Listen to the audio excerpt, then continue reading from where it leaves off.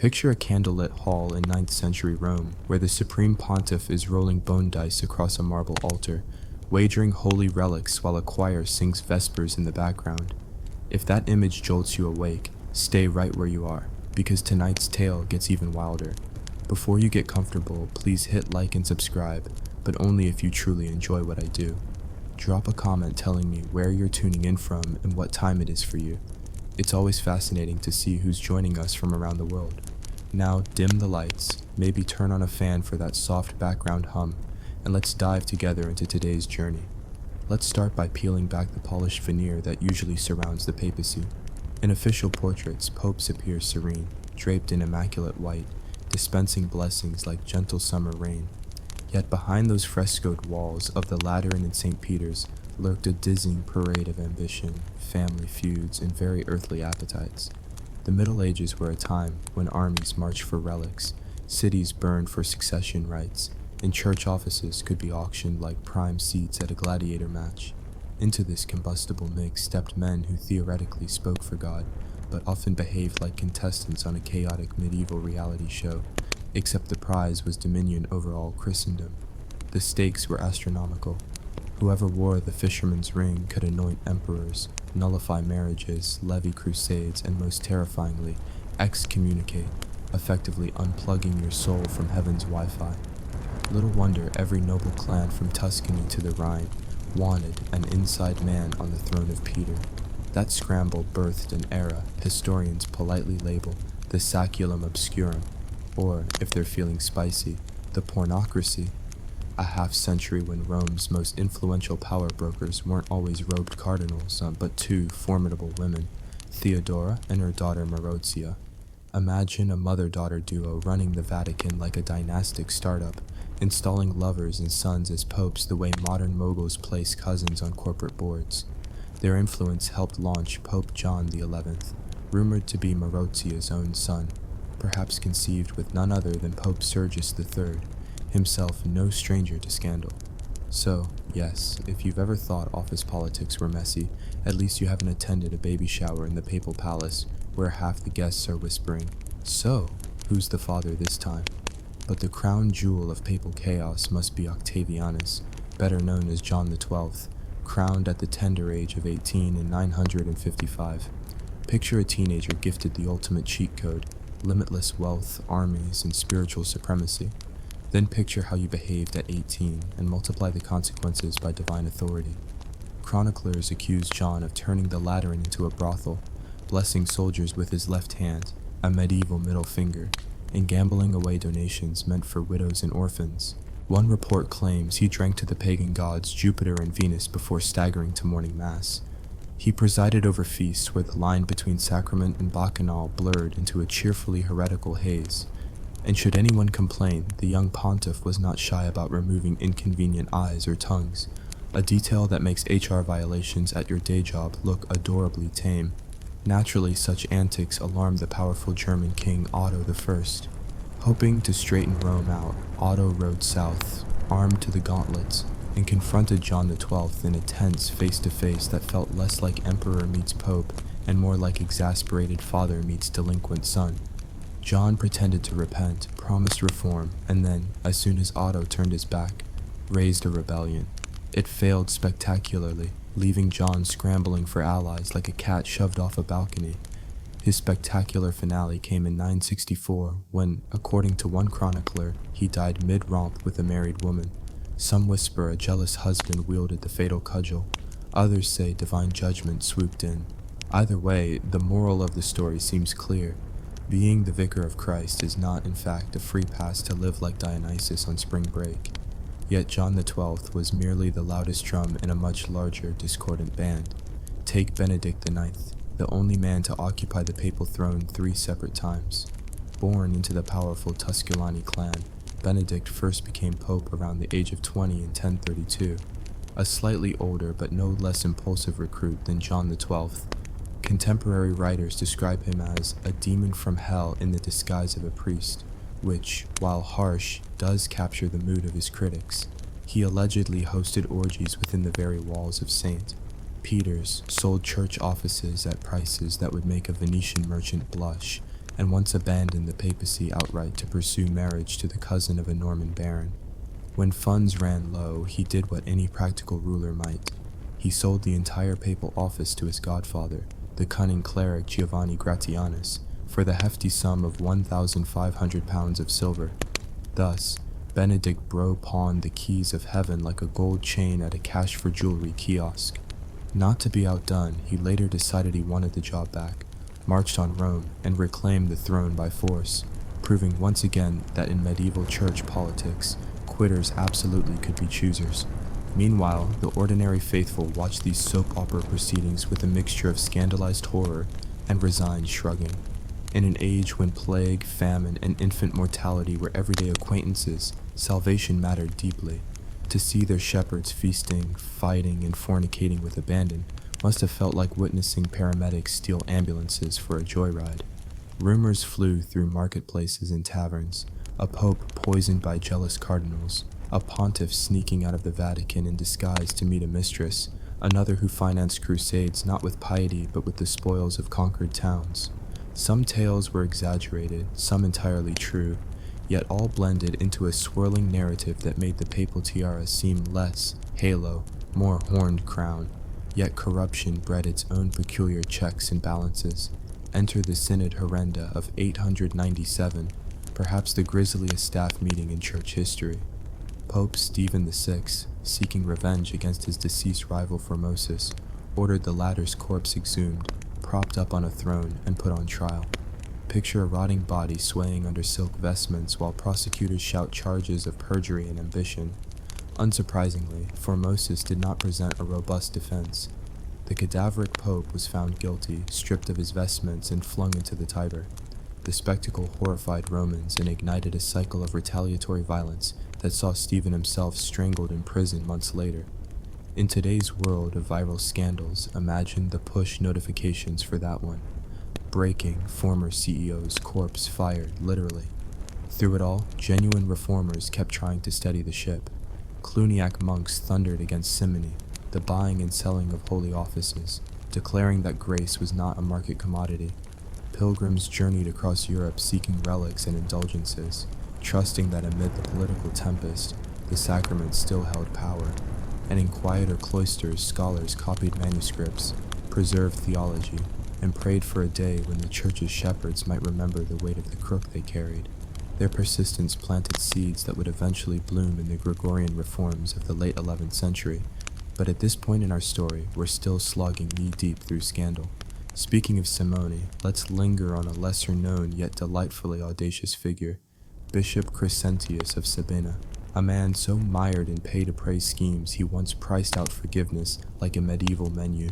Want absolution for theft? 1 gold solidus. Murder? 5 solidi and a heartfelt mea culpa. Rumor claimed he kept a ledger thicker than a Bible, itemizing sins against corresponding tariffs. When papal envoys confronted him, Crescentius allegedly pointed to Rome and said, "Tell me the difference between my price list and theirs." And honestly, he had a point. Still, even a crooked shepherd sometimes faced wolves. Rival families deployed street gangs, yes, literal armed bands roaming Rome's alleys, to strong-arm conclaves. Cardinals were kidnapped, ransomed, or quietly poisoned over dinner. Whenever news spread of a pope's sudden illness, suspicious eyebrows arched across Europe. Natural ailment or spiced wine? After Leo V died within a month of election, tongues wagged that his chamberlain, the memorably named Christopher, slipped something nasty into his broth. Christopher promptly claimed the papacy himself, proving that upward mobility in the Vatican occasionally moved at the speed of arsenic. Yet amid this chaos, the medieval papacy still managed feats of startling grandeur. Picture the monumental coronation of Holy Roman Emperor Henry II in 1014, incense swirling like mist, silver trumpets blaring, and a new pope, Benedict VIII, placing a crown on the emperor's head with solemn gravitas. To the thousands packed into St. Peter's Square, the choreography looked unbreakable, an unshakable testament to divine order.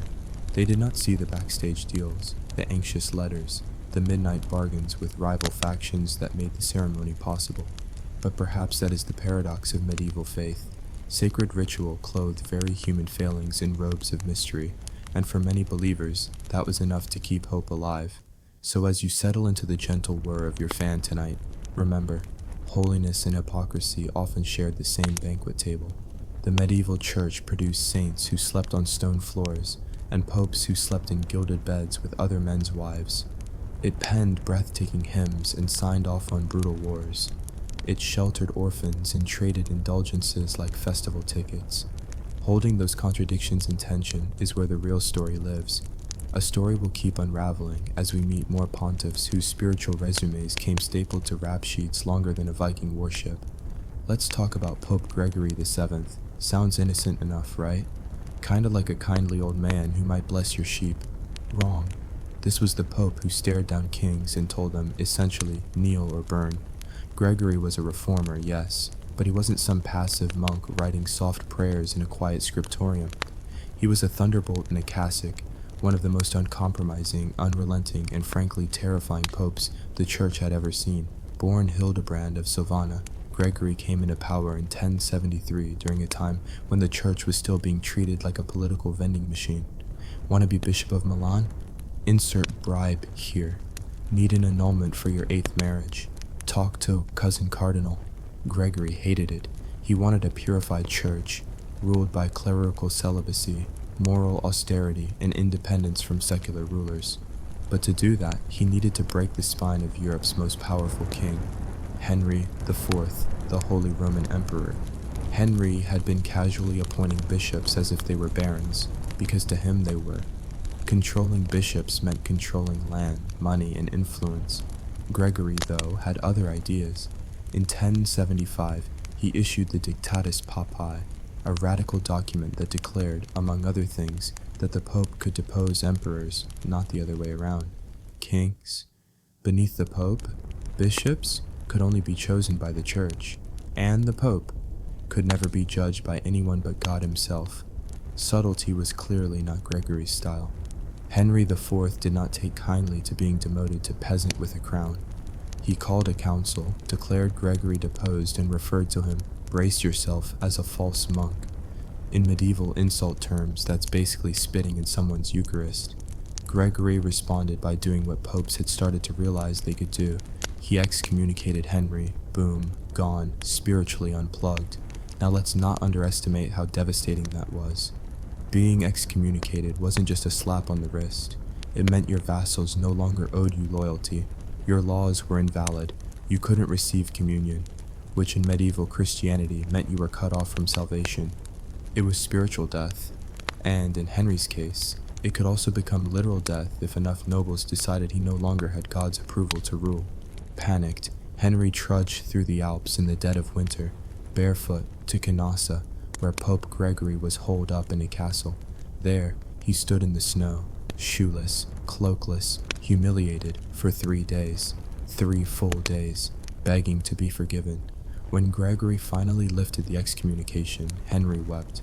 It was the ultimate papal flex. Picture it. The Holy Roman Emperor, ruler of vast lands, reduced to a freezing penitent outside the Pope's door, like a sinner at Judgment Day. But, plot twist, Henry would have the last laugh. Soon after, Henry reasserted his power, raised a new army, and marched into Rome. Gregory fled. Henry installed his own puppet pope, Clement III, effectively booting Gregory from the throne. That's right. We went from, "You shall kneel before me," to "Get out of your palace, old man." Gregory died in exile, his dreams of papal supremacy only half realized, but the message he left behind reshaped the church forever. That papal crown? It was no longer just a symbol of holiness. It was now an imperial scepter in disguise. By the 12th century, papal theatrics reached a fever pitch. Rome itself became a tug-of-war zone between rival factions, often descending into full-blown street battles. Think cobblestone riots, dagger-wielding clergy, and barricaded basilicas, all while the rest of Europe watched in horror and sometimes secret amusement. But scandal wasn't always about power struggles. Sometimes it was just straight-up debauchery. Enter Pope Innocent III, not a scandalous pope himself, but the man who oversaw one of the strangest papal reigns ever recorded, that of Pope Sylvester IV. Never heard of him? That's because he was an anti-pope. Yes, that's a thing. An antipope is someone who claims to be pope in opposition to the reigning pontiff, usually with the backing of a political faction, noble house, or military muscle. Basically, a spiritual coup d'etat. Sylvester IV was installed in 1105 by a group of Roman nobles who were tired of Innocent's growing power. They declared their own pope, held their own coronation, and marched into churches proclaiming, "This is the real guy." Unfortunately, Sylvester's reign lasted only a year before he was driven into exile, where he lived out his days probably wondering how he went from Vicar of Christ to guy no one remembers. This period saw so many anti-popes that the Vatican might as well have handed out punch cards. Get your fifth anti-pope free. At one point, there were 3 claimants to the throne at once. Picture that, 3 men all dressed in papal robes, all insisting they alone spoke for God.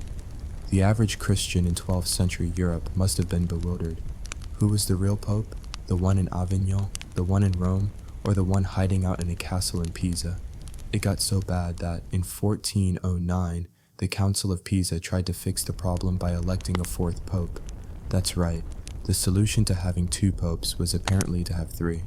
For a brief, surreal moment, the church had a pope, 2 anti-popes, and about 1,000 memes waiting to happen if Twitter had existed. It took the Council of Constance in 1417 to finally clean house, deposing all claimants and electing Martin V as the one true pope. But back to scandal. Because for every theological squabble, there were 2 whispered affairs, a forged document, and at least 1 suspicious poisoning. Pope Boniface VIII, for example, declared in 1302 that it is absolutely necessary for salvation that every human creature be subject to the Roman pontiff. That's a bold theological claim. It's also a great way to tick off kings. King Philip IV of France did not appreciate being told he needed papal permission to do basically anything. He retaliated by spreading rumors that Boniface was a heretic, a sorcerer, and, my personal favorite, a Satanist. His agents even kidnapped the Pope, locked him in a dungeon, and beat him up. Boniface was eventually rescued, but the humiliation broke him. He died shortly after, reportedly raving, weeping, and cursing the French crown with his final breath. Boniface wanted to be remembered as a spiritual titan. Instead, he became a cautionary tale with bruises. And speaking of bruises to papal pride, how about Pope Urban VI? This man took paranoia to an Olympic level. Elected in 1378, he was so abrasive, so explosively temperamental, that many cardinals fled Rome and declared his election invalid. They chose another pope, Clement VII, who promptly set up shop in Avignon. Urban, meanwhile, stayed in Rome and went full authoritarian. He accused cardinals of conspiring against him, had several tortured and executed, and once flew into a rage during a mass because the choir sang off-key. Yes, he literally punished singers for hitting the wrong note. This was the man responsible for spiritual guidance in all of Europe. Urban's reign left such a bad taste that even people who hated Clement VII started saying, "You know what? Maybe the anti-pope isn't that bad." And all of this, before we even get to the Borgia popes. If you thought papal politics couldn't possibly get more unholy after excommunications, anti-popes, and public beatings, welcome to the Borgia era, where subtlety died, power dressed in velvet, and the Vatican became one long dinner party with a body count. Let's talk about Rodrigo Borgia, who in 1492 became Pope Alexander VI. That name might sound vaguely papal, maybe even regal, but don't let it fool you.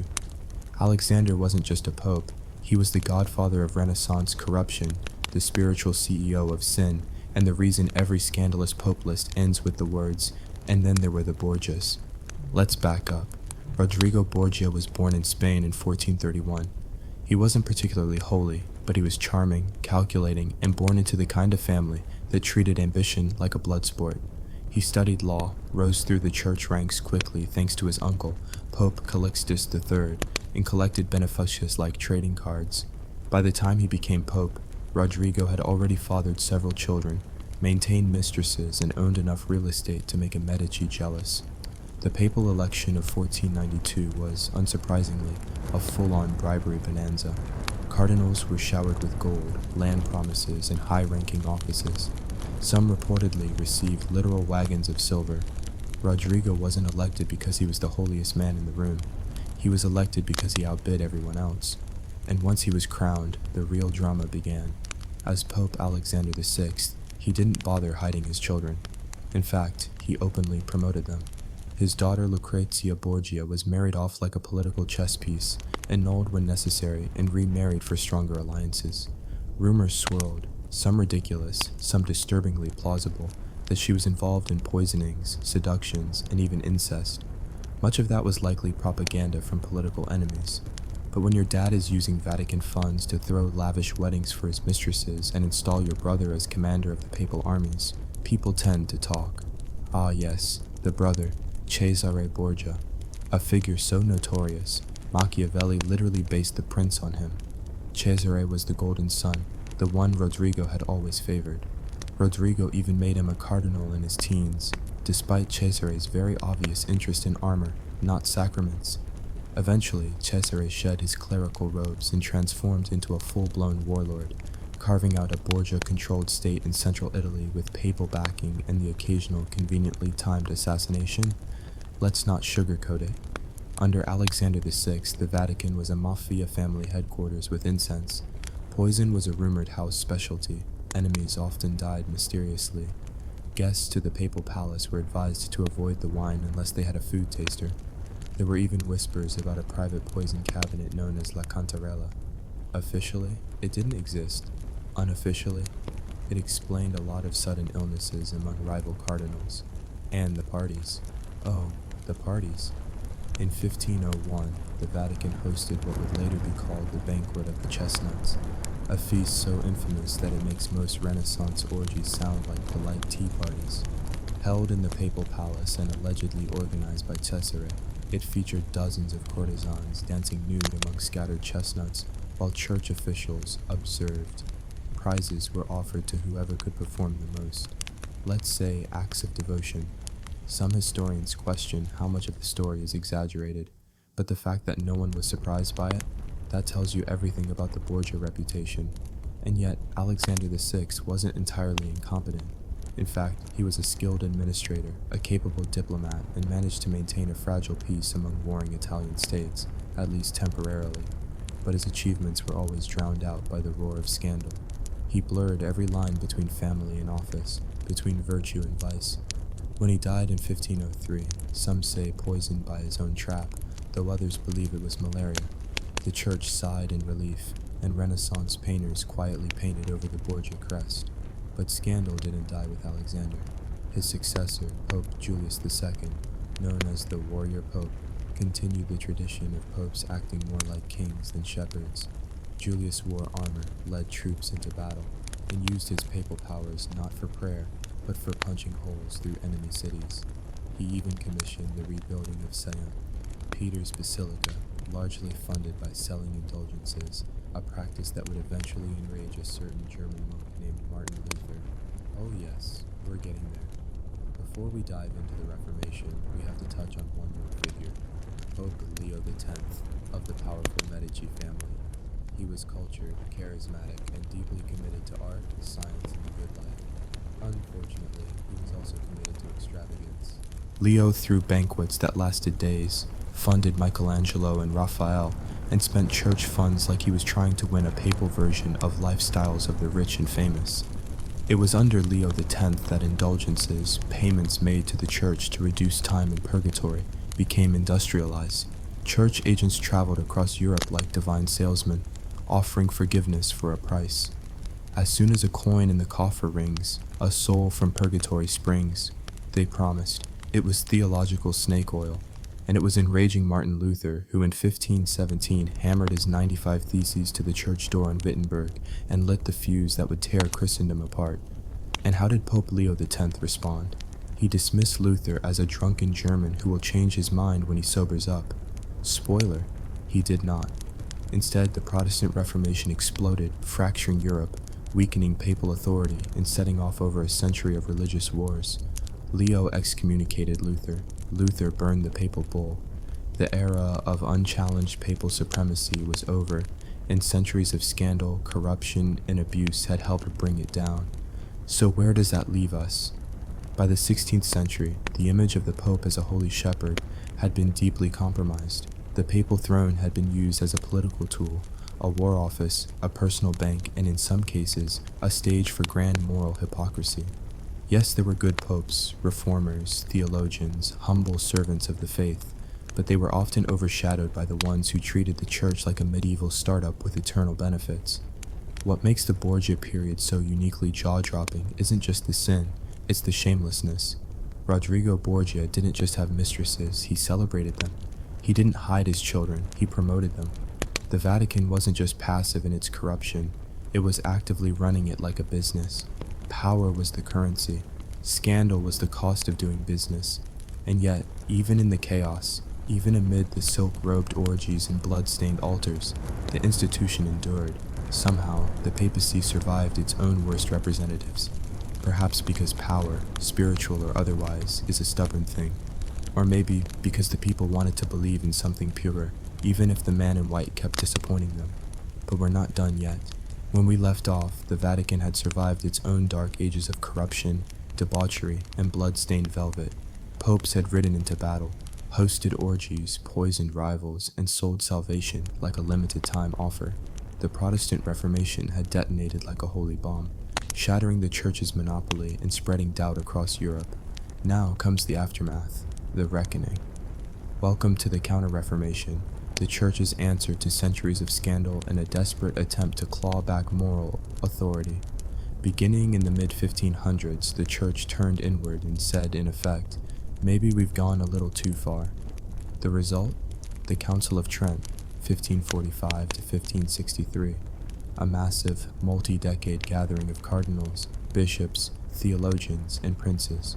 Picture it as a corporate crisis meeting with incense and gold leaf. Here, the church reaffirmed doctrine, but also finally admitted that, yes, selling indulgences as spiritual vending machines might not have been the best idea. Clerical celibacy, re-emphasized. Simonian bribery, condemned. Training for priests, standardized. The church tried to professionalize itself, tighten the bolts, polish the image. The era of the bad popes wasn't completely over, but the institution began insulating itself against such flagrant abuse.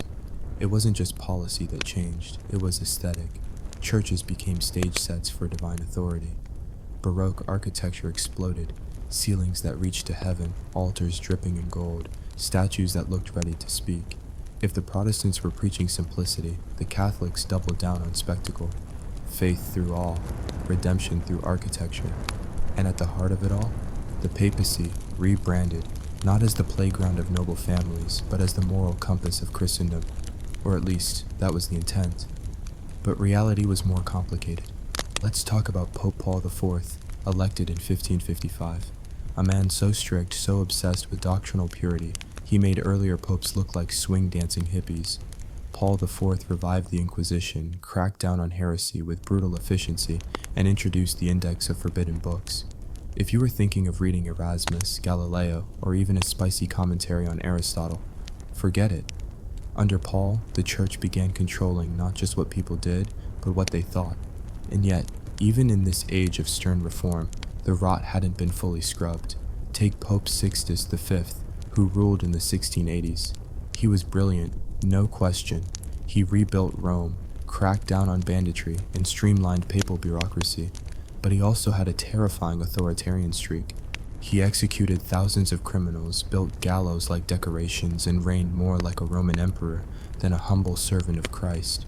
Then there was Urban VIII in the 17th century, lavish spender, art's patron, and the man who condemned Galileo. Yes, that Galileo. The scientist who dared suggest the earth revolved around the sun. Urban was once Galileo's friend, but when the church felt its authority threatened, friendship went out the stained glass window. Galileo was tried for heresy, forced to recant, and sentenced to house arrest for the remainder of his life. The message was clear: the papacy might be reformed, but it was still dangerous to cross. And while some popes genuinely strove for piety, others backslid spectacularly. Pope Alexander VIII in the late 1600s revived the practice of blatant nepotism. Church offices were again passed out like party favors to cousins, uncles, and loyal friends. In many ways, the reforms of Trent were always fighting a current, the pull of human nature, ambition, and the temptations of power. By the 18th century, the papacy was no longer the undisputed center of Western power. Kings were rising, nations were forming, revolutions were simmering. The Pope could still excommunicate, but rulers increasingly shrugged it off. The French Revolution even saw a Pope, Pius VI, arrested and dragged into exile, where he died far from Rome. The papacy was becoming more symbolic, less feared, revered by some, mocked by others. But even then, scandal never fully vanished. In the 19th century, Pope Pius IX would become one of the longest reigning popes in history, and one of the most controversial. He declared the doctrine of papal infallibility, stating that the Pope could not err when speaking ex cathedra on matters of faith and morals. Critics cried tyranny. Supporters called it spiritual clarity. Either way, it was a stark reminder that the old thirst for ultimate authority still simmered beneath the surface. And then came World War II, when Pope Pius XII found himself in an impossible position. Rome was surrounded by fascist Italy, with Nazi Germany breathing down the Vatican's neck.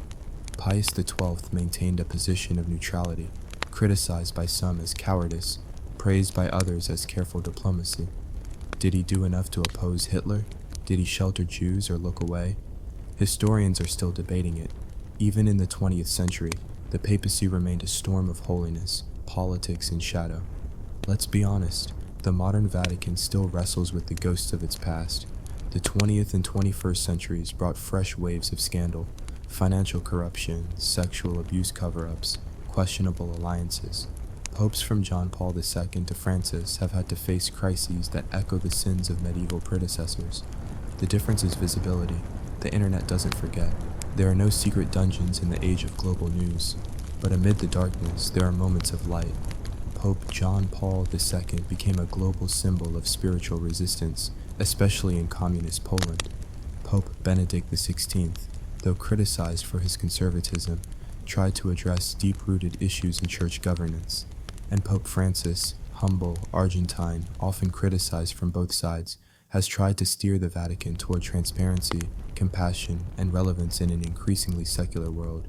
The road from medieval scandal to modern accountability is long, winding, and full of potholes. But here's the truth.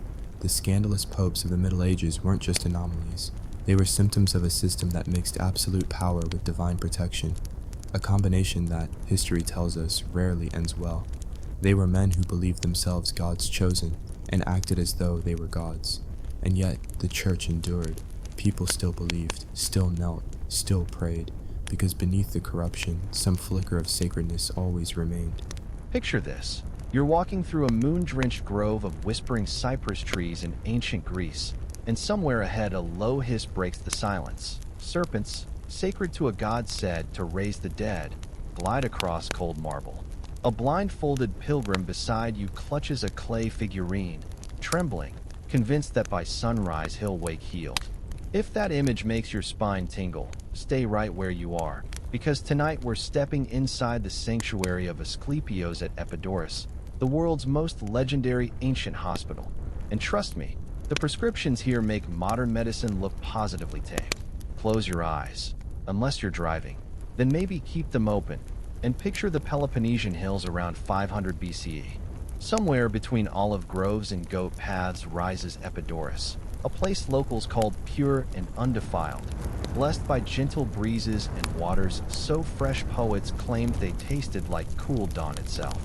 But travelers didn't make the trek just for scenery. They came for salvation, a chance to trade agony for hope, gout for grace, childlessness for laughter echoing in nursery walls. And all of it revolved around one figure, Asclepios, demigod of healing, son of Apollo, and the only mythic physician with better patient reviews than Hippocrates. Legend says baby Asclepios was delivered by a woman already sentenced to death. Caronis, pregnant by Apollo but faithless, was slain on a pyre. Yet at the last moment the sun god snatched his unborn son from the flames, passing the infant to the wise centaur Chiron for medical schooling. Chiron taught herbs, scalpels, and, some whispered, the secret to reversing death itself. Zeus, threatened by a future in which no one died, hurled a thunderbolt and killed Asclepios, but repentant mortals built temples where his spirit might linger, working cures in dreams. And among all those shrines, Epidaurus became the gold standard. Think of it as the Mayo Clinic of antiquity, except run by priests in linen and non-OSHA-approved snakes. Getting here wasn't easy. Pilgrims limped, hobbled, or were carried over dusty roads from as far away as Iberia and the Black Sea. They brought coins, honey cakes, delicate terracotta votives shaped like the body parts that plagued them, feet with bunions, wombs desperate for children, eyes clouded by cataracts. Upon arrival, they filed past a gleaming Doric gateway, surrendered offerings, and bathed in a cold spring whose water was rumored to leave a faint golden glow on the skin. Purification complete, they marched through colonnades into a sprawling complex, stoas humming with chatter, dining halls perfumed by rosemary, exercise grounds echoing with athletes warming limbs before treatment. Healing here was holistic, blending faith, fitness, music, and a surprising amount of bronze scalpel work for a site famous for miracles. But the beating heart of the sanctuary was the abaton, a long-pillared dormitory reserved for encoemesis, ritual sleep. Imagine 100 straw pallets laid out under a cedar-beamed ceiling while moonlight spilled between columns. Patients fasted, drank opium-laced wine, or gnawed on sacred barley to soften the mind for visions. Then, as the night deepened and torches crackled low, temple priests released tame serpents to slither among the sleepers. Far from horror, the pilgrims welcomed the cold scales gliding over blistered skin. They believed it was Asclepios himself embodied.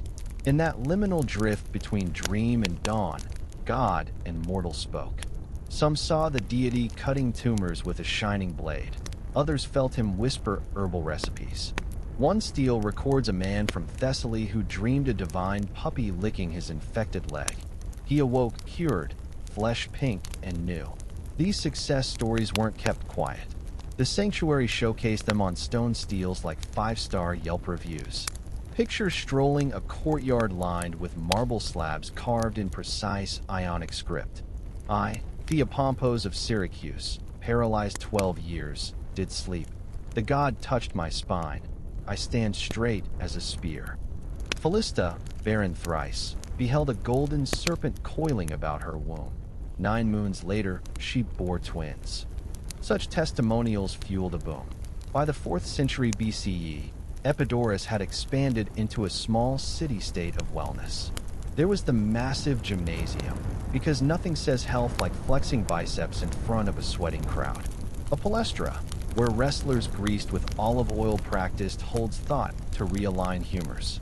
And the jewel of the site, a theater so acoustically perfect you could drop a coin on stage and hear its ping at the back row.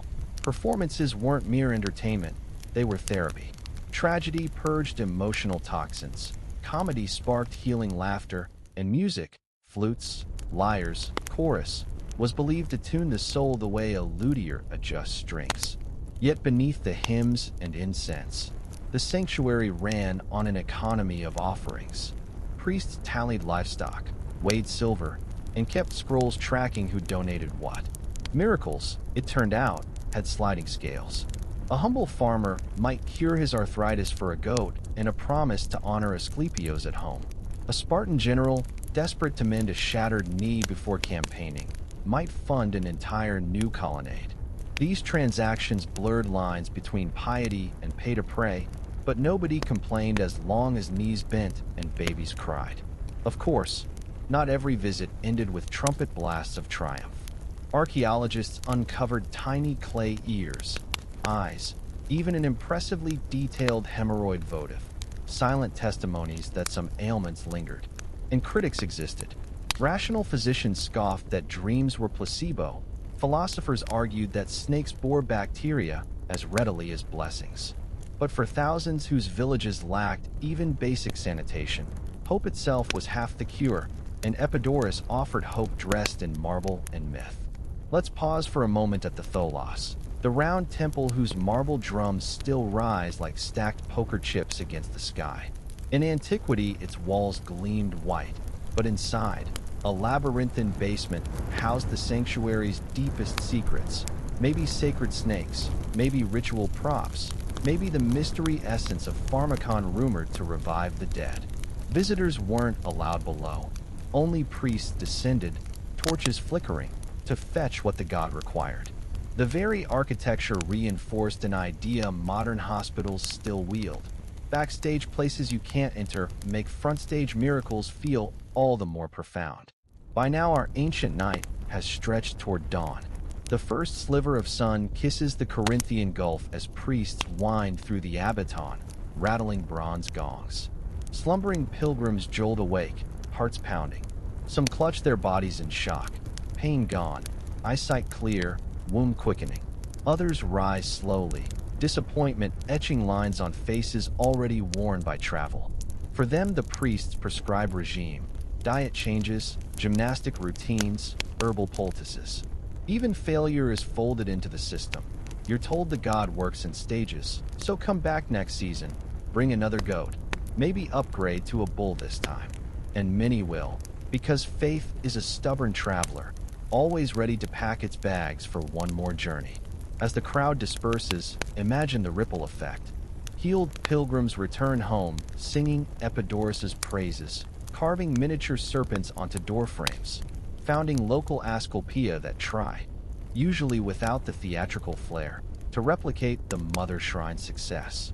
The cult's network spreads across the Mediterranean like veins carrying lifeblood, influencing Hippocratic physicians who observed that clean water, diet, and rest did wonders when announced by a god. That's where we'll leave our story for now, standing on polished flagstones still warm from centuries of footsteps, listening to distant flute scales echo off limestone hills, while a sleepy serpent curls beneath a column's shadow. The sun rises over Epidaurus, not just over marble columns and cypress groves, but over a thriving center of healing that, by the 3rd century BCE, has become the envy of the ancient world. This isn't just a temple anymore. It's an empire of medicine cloaked in myth. And like all empires, it's about to be tested by time, politics, and plague. Let's begin with war. The Hellenistic era brought armies, and with armies, trauma. Soldiers limped through the sanctuary gates with shattered bones, mangled tendons, and nightmares from battles whose names no one would remember. And Epidaurus adapted. A new wave of physicians joined the priesthood. They were no longer just interpreters of dreams, but men trained in anatomy, bandaging, and minor surgery. Archaeologists have uncovered surgical instruments from this period. Scalpels, forceps, probes, all bronze, all efficient, all resting in jars with inscriptions to Asclepios, as if the tools themselves needed divine licensing. Treatment had grown more practical. Pilgrims still performed ritual sleep in the abaton, but now they also got poultices made from honey, vinegar, and poppy.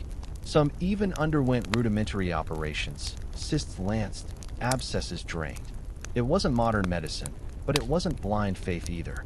It was something in between, a strange and very human dance between science and sacred mystery. And the god, he remained elusive. Some said Asclepios no longer appeared as a dream figure, but as a flicker in candlelight, a sudden surge of peace in the chest, or a snake that slithered across a wound then vanished. The priests reminded pilgrims that divinity worked in whispers now, not thunderclaps. But the miracles kept coming. One inscription from this period tells of a Thracian woman who had been mute for 10 years. On her 3rd night in the abaton, she dreamed that Asclepios touched her lips with his staff.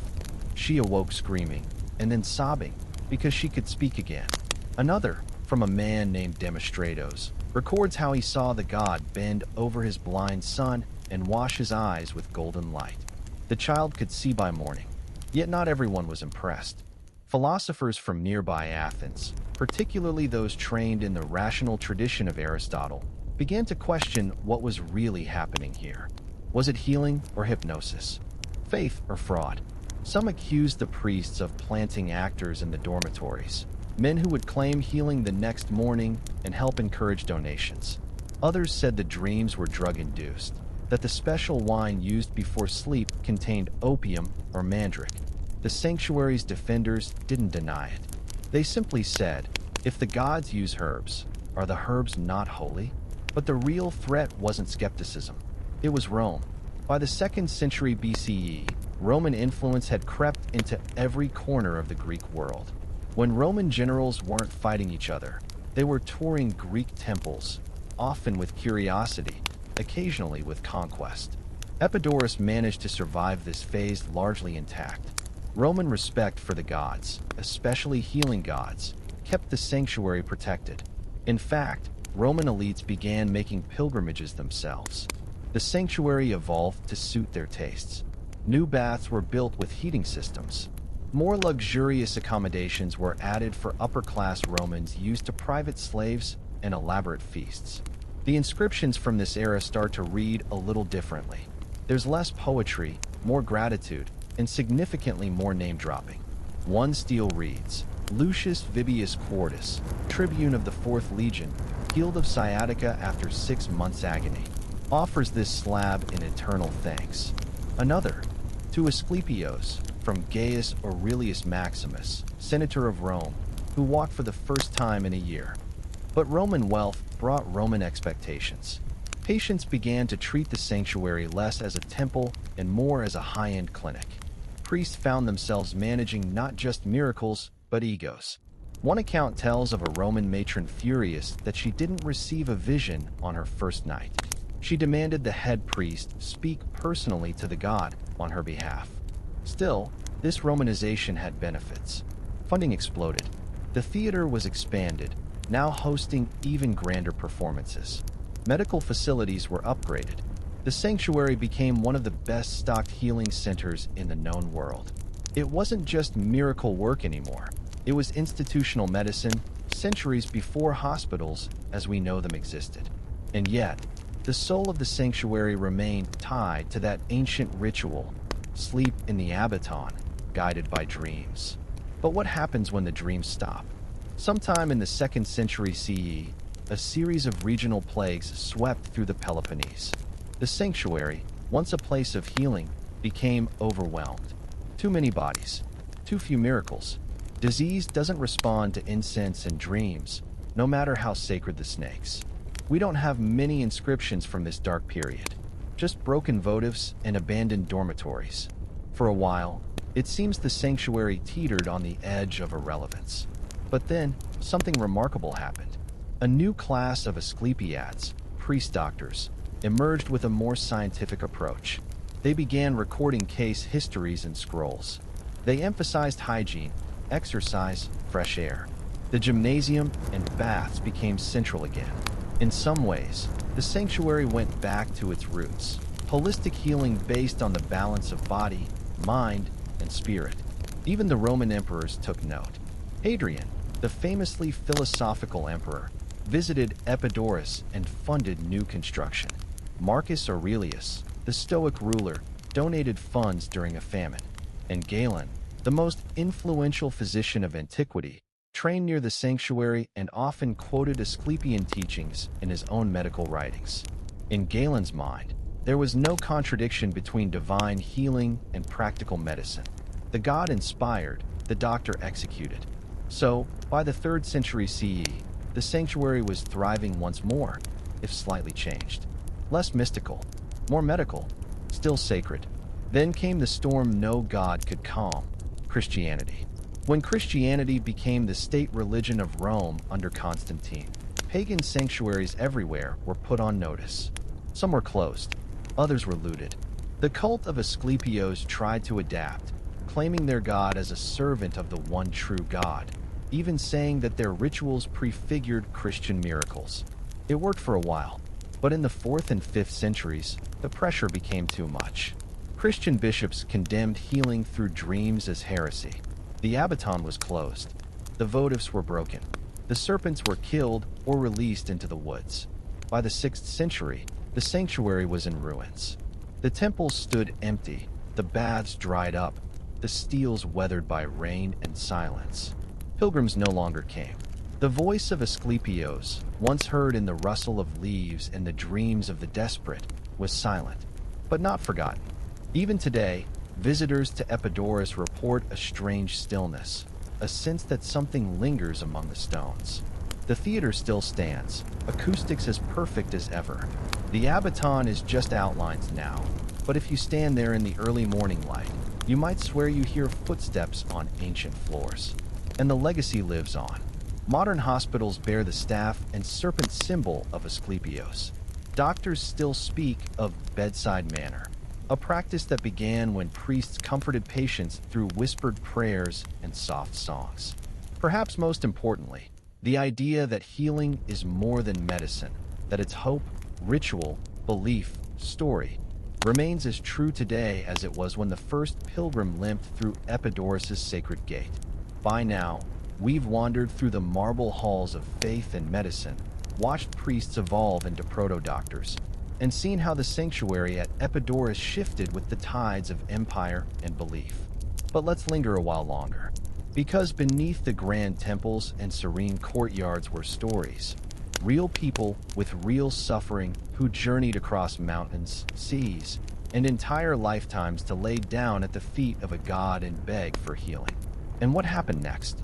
That's what makes Epidaurus not just a historical site, but a spiritual puzzle. Let's talk about the miracle logs. The sanctuary didn't just record success stories casually, it immortalized them.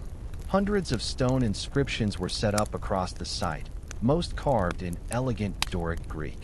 They weren't just religious testimonies, they were part advertisement, part sacred archive, and part psychological strategy. After all, if you enter a place and see wall after wall telling you that others were healed, you start believing it's possible for you too. These miracle inscriptions, known as iamata, are unlike anything else in the ancient world. Some are heartbreakingly simple. Timurit, who was barren, slept in the Abaton and conceived the same month. Others read like bizarre case files. A man with a spear lodged in his thigh.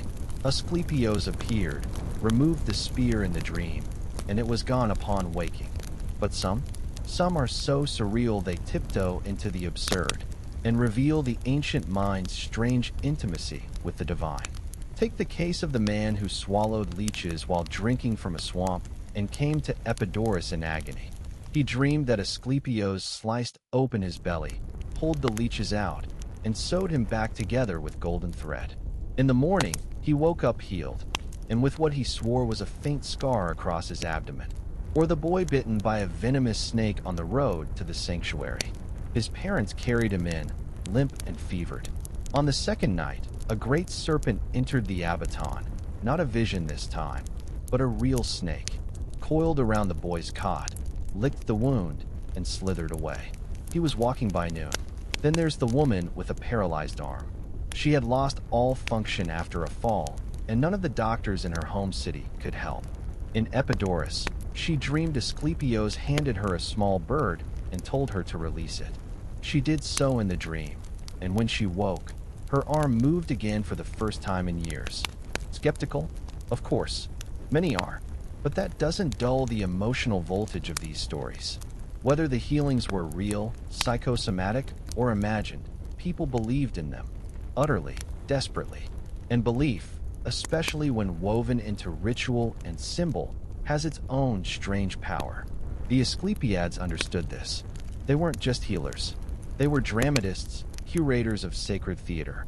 The sanctuary itself was designed like a psychological instrument. Patients fasted, bathed, sacrificed. They were softened. Then they slept in the holy silence of the Abaton, where a carefully cultivated sense of awe prepared the mind to receive revelation, or at least a symbolic narrative that their bodies could respond to. The more modern term for this, therapeutic suggestion, or even proto-psychosomatic therapy. But here's where things get even more tangled, because not all healings at Epidaurus were physical. Some were emotional, spiritual, philosophical. One particularly touching inscription tells of a man named Callicrates who came not with a limp or lesion, but with grief.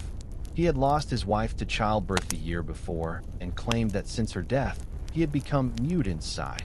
He barely ate. He wandered. He thought of throwing himself into the sea. He came to Epidaurus not for medicine, but for meaning.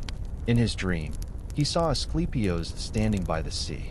The god handed him a flower and said nothing. Callicrates woke with tears on his cheeks. He claimed that he didn't need words. He understood. He lived another 20 years and donated funds for the sanctuary's garden. No herbs, no surgery, just a flower in a dream. This brings us to something the ancient world grappled with constantly: the uneasy line between rational medicine and mystical experience. It wasn't just a question of whether dreams could heal. It was a philosophical battleground. You see, Greece gave birth to medicine as a science, but also revered healing as divine. Hippocrates, writing in the 5th century BCE, insisted that disease had natural causes and should be treated through diet, observation, and logic. But even he didn't fully dismiss the gods. And while Galen, centuries later, practiced with the precision of a modern clinician, he still left offerings to Asclepios. Some thinkers tried to reconcile the two. Plato, in his Timaeus, suggested that the body and soul were linked so intimately that treating one without the other was folly. Others, like the Stoics, believed that illness was simply part of the divine order, and suffering should be endured with dignity rather than magically erased. But then you had the skeptics. Figures like Sextus Empiricus openly mocked sanctuaries like Epidaurus, calling them theatrical farces for the desperate. He believed the mind invented its own healings, and that priests merely exploited this with ritual and drama. Yet for every philosopher who doubted, there were 10,000 pilgrims who believed. That ratio alone kept the sanctuary alive for centuries. Interestingly, this tension between belief and skepticism echoes in the architecture itself. The theater of Epidaurus, arguably the most perfect ever built in antiquity, sits just above the healing complex. And it wasn't there just for entertainment. It was used for catharsis, the dramatic purging of emotion. Tragedies and comedies were performed not just to amuse, but to heal. Aristotle even wrote that tragedy could cleanse the soul the way medicine cleanses the body. So imagine it. You've traveled across Greece with a broken heart or body. You bathe in sacred springs. You fast. You pray. And then, under the stars, you sit in a perfect theater and watch a story unfold that mirrors your own sorrow, loss, or hope. You cry, not just because the play is moving, but because you recognize yourself in it. That was part of the healing too. Ritual, story, setting, belief, all carefully designed to reach parts of the human soul that no herb or scalpel ever could. But let's not romanticize it too much. There were failures. In fact, some inscriptions include complaints. Yes, complaints about failed healings. One man grumbles that despite sleeping in the abaton for 10 nights, his cough remained. Another accuses the priests of ignoring his offering. Still another, in a fit of passive-aggressive genius, dedicates a votive to Asclepios, who listens sometimes. And yet, even these acknowledgments add to the sanctuary's realism. It wasn't a magic machine. It was a living, breathing institution, full of contradictions, beauty, and the messiness of human desire. It's worth remembering that for much of the ancient world, medicine wasn't something done to you. It was something you participated in. Healing was a process that involved diet, prayer, poetry, music, baths, and touch. It involved the mind as much as the flesh. It required surrender, not just to the gods, but to time, trust, and inner transformation. That's what set Epidaurus apart. Not its miracles, but its understanding that healing isn't just about fixing what's broken. It's about restoring what was lost: faith, balance, meaning. As the 3rd century CE wore on, the sanctuary's reputation peaked once again. Pilgrims came from Egypt, Asia Minor, Gaul. The snake emblem staff of Asclepios spread throughout the Roman Empire. Physicians began adopting it as a professional symbol, distinguishing themselves from mere charlatans. The dream of Epidaurus became portable. By the late 4th century CE, the sanctuary of Asclepios had entered its twilight. What was once a glowing center of sacred healing, the heartbeat of Epidaurus, was now caught in the slow grip of cultural revolution. Christianity had become not just tolerated, but mandated. The emperors no longer offered donations to sanctuaries like Epidaurus. They issued edicts against them. Pagan temples, once filled with incense and prayer, began to echo with silence. In 391 CE, Emperor Theodosius I banned all pagan rituals. That same year, countless sanctuaries across the empire were shuttered, ransacked, or rebranded. Epidaurus did not escape. The temple to Asclepios, centerpiece of centuries of healing and hope, was closed. Some of its statues were destroyed. Others were buried hastily by priests hoping to preserve what memory they could. The votive offerings, those intimate records of gratitude, were broken or reused as building material.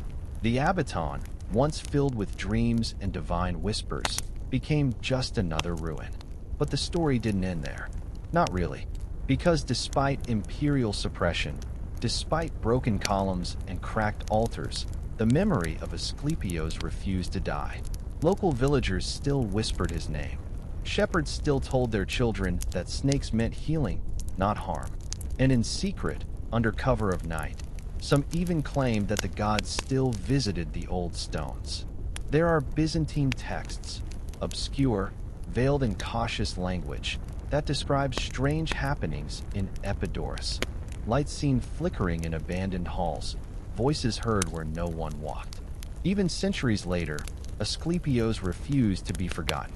As the Middle Ages dawned, Europe's understanding of medicine collapsed into superstition and prayer. Hospitals, where they existed, were run by monks and often offered more last rites than actual healing. But still, the symbol of Asclepios lingered. Physicians continued to use the serpent and staff. Not openly, not always with understanding, but it persisted. And with the Renaissance came revival. Suddenly, ancient texts re-emerged. Galen, Hippocrates, Aristotle. The medical community began to reawaken, and with it came renewed curiosity about Epidaurus and the cult of Asclepios. By the 17th and 18th centuries, European travelers, scholars, explorers, and amateur archaeologists began to visit the ruins. They took notes, they sketched columns, and they listened to local legends. A few even slept in the ruins of the Abaton, curious if they might receive a dream of their own. It wasn't until the 19th century that real archaeological work began. The first proper excavations uncovered the temple foundations, the theater, the gymnasium. But it was the discovery of the Iamata, those miracle inscriptions, that truly stunned scholars. Here, in stone, was a record not just of medical history, but of human yearning, of faith, desperation, and transcendence. Some archaeologists scoffed, others wept. One report from 1892 describes a French scholar who, after reading a stele describing a blind girl's healing, walked the entire site in silence, then said simply, "Even if it never happened, it mattered." That's the key to Epidaurus. It mattered. In modern times, the sanctuary has been restored, not to functionality, but to dignity. The theater has been carefully rebuilt, and once again hosts performances under the stars. The temples remain ruins, but curated ruins, open to visitors from around the world. And people do still come, not just historians or tourists, but pilgrims of a different kind. Some come seeking quiet, others come hoping, perhaps foolishly, that the old god might still be listening, that in the silence between crickets and wind, they might feel what the ancients once felt, the presence of something more. And then, there are the serpents. Still today, snakes are often seen around the sanctuary. Non-venomous, mostly harmless, they bask on the warm stones or slip through the grass near the Abaton. Locals call them the old priests. Visitors take photos. Some leave offerings, not coins or incense, but flowers, poems, notes tucked beneath rocks. It's not worship. Not exactly. It's something older. Respect. Memory. Hope. In medical schools around the world, the rod of Asclepios, a single serpent coiled around a staff, remains the symbol of healing. Many confuse it with the caduceus, which has two serpents and is actually the staff of Hermes. But it's Asclepios' rod that matters most. It isn't flashy. It isn't symmetrical. It's humble. And it speaks of a kind of healing that isn't just about drugs and diagnoses, but about listening, waiting, dreaming. In fact, many modern physicians, when pressed, will admit some part of healing still feels mysterious. Why do some patients recover and others don't? Why do some respond to treatment while others with identical conditions do not? Why does faith in a process, in a doctor, in oneself, seem to influence outcomes? These aren't just scientific questions, they're spiritual ones. And they echo the very questions asked under the stars at Epidaurus thousands of years ago. What does it mean to be healed? Not just cured, but healed? That question haunts us still. And perhaps that's the final legacy of the sanctuary of Asclepios. Not just that it was an early prototype for modern hospitals, not just that it bridged faith and science, but that it dared to suggest something radical. That healing is a collaboration between body, mind, belief, ritual, and mystery. That we are not machines to be fixed, but souls to be tended. In a world of sterile clinics and algorithmic diagnoses, that idea might feel quaint, even naive. But maybe, just maybe, it's what we're missing. Because the ancient Greeks weren't wrong about everything. They understood that the human body isn't separate from the stories we tell, the hopes we hold, or the dreams we dare to dream. They built a sanctuary not just of stone, but of symbols. They asked not just how to cure illness, but how to restore meaning. And that might be the most healing thing of all. So if you ever find yourself standing in the ruins of Epidaurus, bathed in golden afternoon light, the stones warm beneath your feet, the air heavy with the scent of cypress and thyme, pause. Close your eyes. Listen. Maybe it's just the wind. Or maybe, just maybe, it's the old god, still tending his garden of dreams, still coiling softly through the shadows, still whispering. Sleep now. You are not alone. And so, under sun and shadow, the sanctuary endures, not in miracles, perhaps, but in memory. Not in the echo of gods, but in the ache of being human. And that, dear listener, is a kind of sacredness all its own. Picture this. Incense curls through a crimson-pillared corridor, bronze lanterns cast restless shadows, and somewhere behind a lacquer screen a teenage girl is training her smile into submission, because tonight she'll meet an emperor who may never remember her name. She's been perfumed with osmanthus oil, taught to laugh at jokes that wound her, and warned that one wrong gesture could end in flogging or a silk cord slipped around her throat. If that image grabs you by the spine, don't look away, because the brutal life of a concubine in imperial China is more shocking, more complex, and far more enduring than any palace drama Netflix could ever script. It all starts with selection, a word that sounds benign until you realize it meant stripping thousands of teenage girls of clan, dialect, and identity. Every 3 years during the Ming and Qing dynasties, imperial officials swept through provinces like talent scouts on a cosmic deadline, ordering governors to produce the prettiest, healthiest, and, crucially, most politically harmless daughters of local gentry. Parents protested in whispers. Refusing was treason. So fathers shaved a secret notch into their door frames to mark a daughter's height. Mothers fed them pearl powder to brighten skin, and matchmakers suddenly went silent, because who wants to court a girl the dragon throne might claim? The chosen boarded red-lacquered carts bound for Beijing, escorted by soldiers who spoke in clipped commands and never smiled. Some girls wept, others treated it like destiny. All had heard legends. Concubines who rose to empress, gifted jade bracelets heavy enough to bruise wrists, their names sung by court poets. Few noticed that for every woman who ascended, 100 vanished into windowless rooms, recorded in palace ledgers only as attendant, third-class lady, or, most chilling of all, sent away. Arrival at the Forbidden City felt like stepping into a chess game carved from jade. Eunuchs herded newcomers through vermilion gates, past stone lions that seemed to smirk knowingly.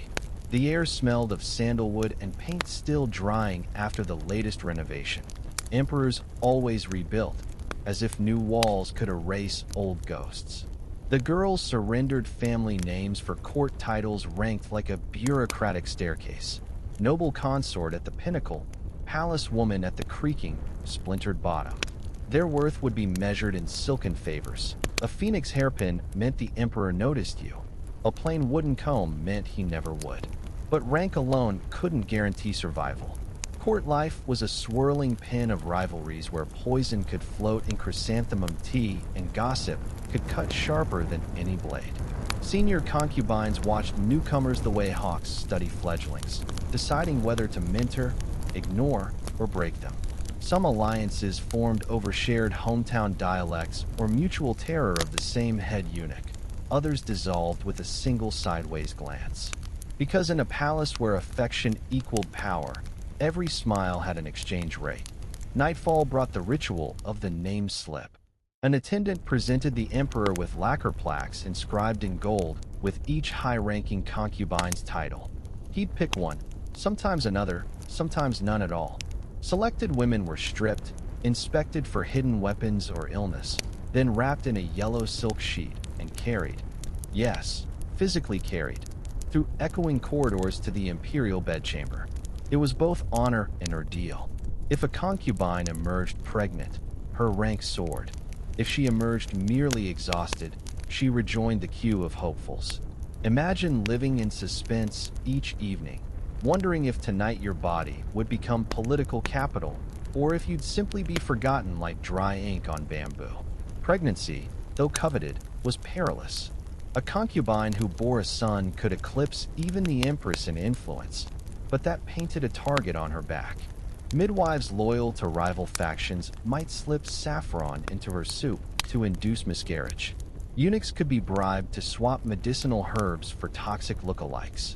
Some concubines chose voluntary starvation late in pregnancy to birth small infants less likely to draw envy. And if the child died, officially, condolences echoed through the palace. Unofficially, eyes narrowed, calculating who benefited. For those without fertility, survival meant mastering arts that pleased without threatening. Calligraphy that flattered imperial vanity. Poetry celebrating harvests the emperor never tended. Pipa melodies plucked late into the night so that, drifting through corridor lattices, they might catch an insomniac ruler's ear. One Ming concubine learned to paint miniature orchids on rice grains. Another staged shadow puppet plays recounting battles her lover claimed to have won. Talent became armor, but armor weighed heavily, especially when applause could turn to ridicule overnight. Punishments were swift, inventive, and meticulously recorded in crimson ink. A concubine who spoke during the emperor's chess match might kneel on raw millet until her knees bled. One who gifted him a poem deemed too melancholic could find herself reassigned to the cold palace, a labyrinth of abandoned chambers where disgraced women languished among peeling murals and memories that gnawed like winter mice. The cold palace was a sentence worse than death, because you lived to count the seasons, hearing laughter from feasts you'd never attend, each drumbeat of court music a reminder you were once considered worthy of silk. Eunuchs policed every breath. Castration had robbed them of lineage, so they built power through proximity. Some were kindly, teaching concubines how to navigate etiquette minefields. Others extorted silks and jewels in exchange for slipping a lady's name plaque closer to the top of the nightly stack. Rumor claimed a single head eunuch during the Qing amassed enough silver to rival provincial treasuries, all gleaned from terrified concubines bargaining for a smile. But even eunuchs weren't untouchable. Should an emperor suspect conspiracy, golden knives fell without warning, and those who once controlled secrets found their tongues cut out. A grisly punctuation mark on palace intrigue. Beneath this gilded terror pulsed small rebellions. Concubines brewed forbidden teas of chrysanthemum and wolfberry, exchanging healing recipes their grandmothers swore by. They embroidered secret messages into pillow seams, tiny characters only another woman from their province could read. On lantern festival nights, they launched sky lanterns bearing silk-written wishes, not for jewels or titles, but for news of a brother's exam results or a glimpse of almond blossoms beyond the moats. Imagine that, a sky peppered with fragile lights, each one a heartbeat saying, "Remember me." Yet not all brutality came from others. Some was self-inflicted by desperation. Records speak of concubines who, fearing demotion, bound their own feet tighter to maintain childlike beauty, collapsing arches until every step felt like walking on knives. Others whitened faces with lead powder, trading years of health for an afternoon of porcelain perfection. One tragic account from the Tang dynasty tells of a concubine who swallowed pearls ground to dust, believing legends that it bestowed eternal radiance. She died vomiting blood so luminescent it looked like spilled moonlight, a brutal metaphor for a life spent chasing impossible shine. Power occasionally bent toward justice in unexpected ways. An emperor might elevate a concubine's rank after she nursed him through illness, defying doctors who bled him with leeches. Another ruler, captivated by a concubine's candid criticism of court waste, appointed her unofficial advisor, a role that ended swiftly when ministers staged a bribed chorus decrying her audacity. Still, her brief ascendancy proved that wit could pierce brocade, and stories like hers fanned tiny flames of defiance among women taught to bow low. Outside palace walls, commoners speculated wildly. Balladeers sang of concubines whose tears turned to pearls, of dragon sons born under double rainbows. Vendors sold cheap woodblock prints depicting silk-robed beauties strolling moonlit terraces. Never mind that most concubines rarely saw the moon, their windows barred by lattices thick as prison grills. Myth sanitized misery, fantasy sold better than truth. But every now and then, a dismissed concubine, released after years of silence, would return to her village skeletal yet unbroken, and whispers of her real story would ripple like cracks through painted illusions. Religion offered one of the few refuges. Buddhism taught impermanence, Taoism, inner alchemy. Some concubines memorized sutras, chanting softly while attendants powdered their cheeks. Others practiced clandestine breathing exercises said to circulate qi and stave off melancholy. One Qing concubine petitioned the emperor to convert a disused wing into a small Zen garden. He agreed, mostly because it cost less than another jade inlay project. There, amid dwarf pines and raked sand, she found moments of stillness so profound eunuchs reported hearing her laugh, an unsettling sound in halls accustomed to restrained sighs. But laughter could not halt time. Age advanced like rust on gold. A concubine past 25 watched younger rivals with skin unmarked by sleepless nights. She learned that invisibility grows in increments. First, the eunuchs forget your favorite soup, then seamstresses reuse your old silks for novices, and finally, even the palace scribes misplace your file. Some women clung to relevance by tutoring the newest recruits, passing on survival hacks like contraband. Others drifted into contemplative silence, composing memoirs in delicate brushstrokes that history would later misplace or male scholars would plagiarize as their own. And then there was death.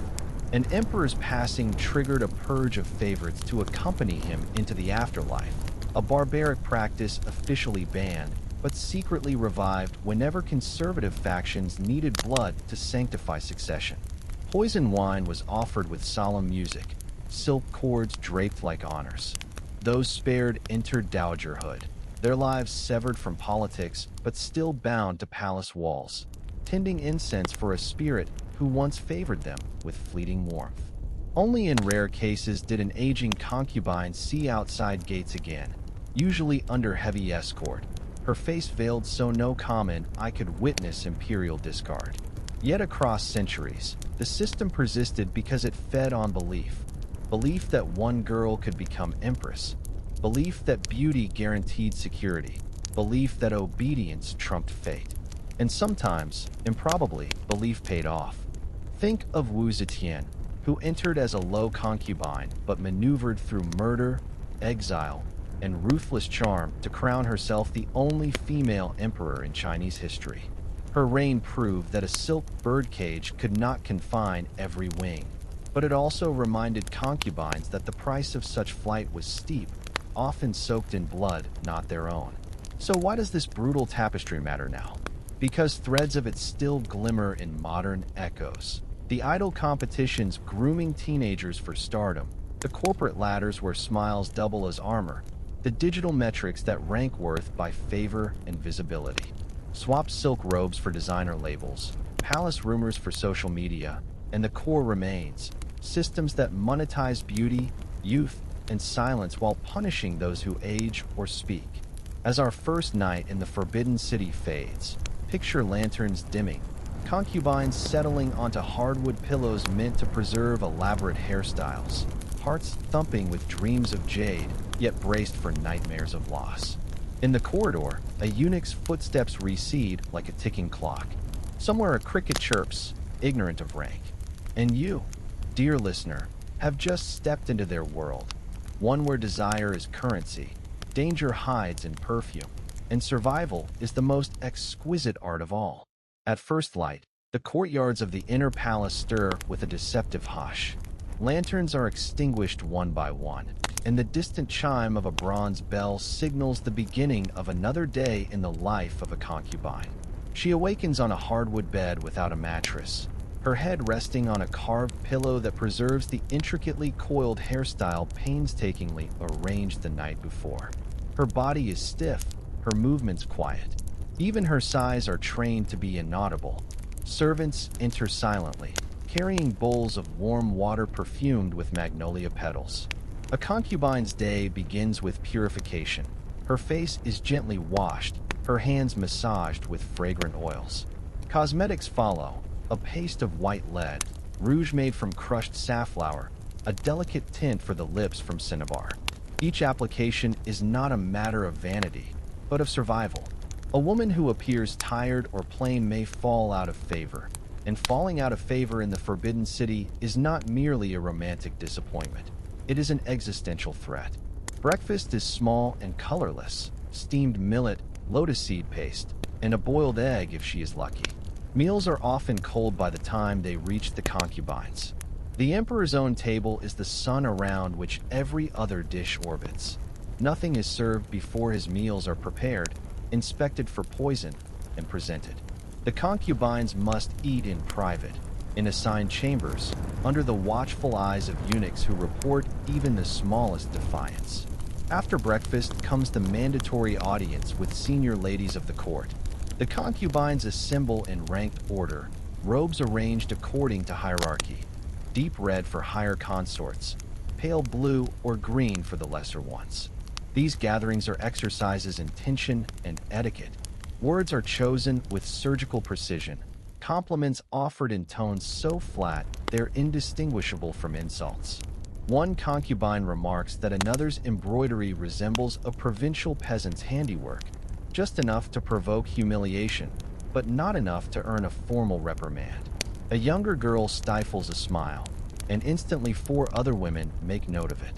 This is court life, a ballet of veiled threats, executed in slippers on polished stone floors. The rest of the morning is spent in display. Concubines are encouraged to practice the 3 perfections: painting, calligraphy, and music, not because anyone values their artistry, but because the emperor might walk past and hear the faintest note of a chine or catch the scent of fresh ink. He might pause. He might remember. A memory can mean an invitation, and an invitation means survival. The emperor rarely does pause, though. Surrounded by ministers, guards, and eunuchs, he is insulated from the desires of the women selected to serve him. Concubines may wait years for a single glance. In the meantime, they compete with one another for the favor of those who influence the flow of information: the eunuchs, the empress, the old dowager consorts. Gifts are sent discreetly: rare tea, scrolls of poetry, bolts of silk, bribes disguised as tributes. A well-placed bribe can nudge a name slip higher on the evening's roster. A poorly timed one can backfire, branding the giver as greedy or grasping. Afternoons are reserved for instruction and ritual. Buddhist scripture is recited to instill humility.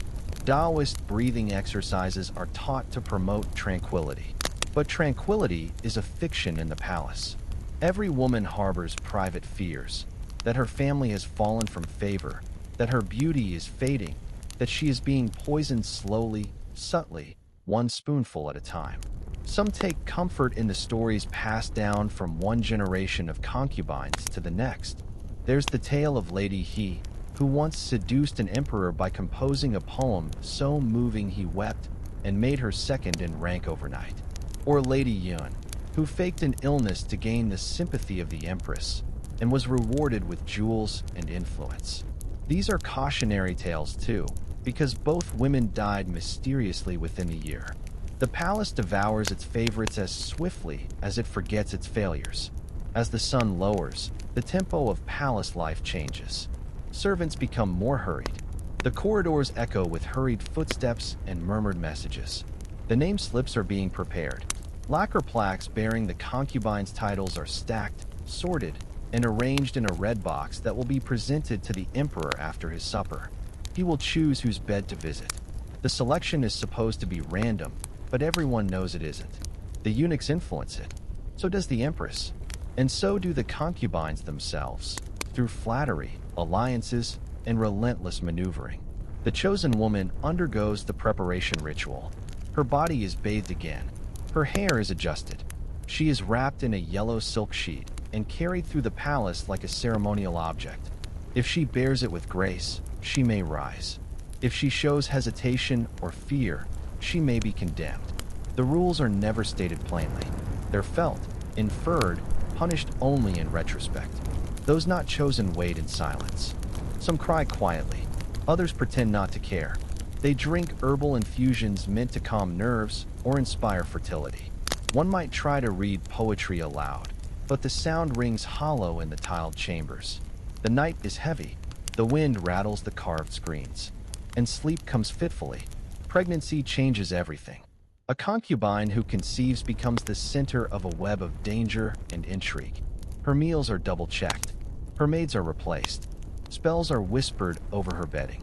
A successful pregnancy can elevate her to the highest ranks, make her the mother of a prince, perhaps even the emperor's favorite. But that same potential makes her a threat. Others will try to sabotage her, subtly, indirectly. A jealous rival may slip slippery elm into her tea to induce miscarriage. A eunuch loyal to another faction may withhold vital herbs.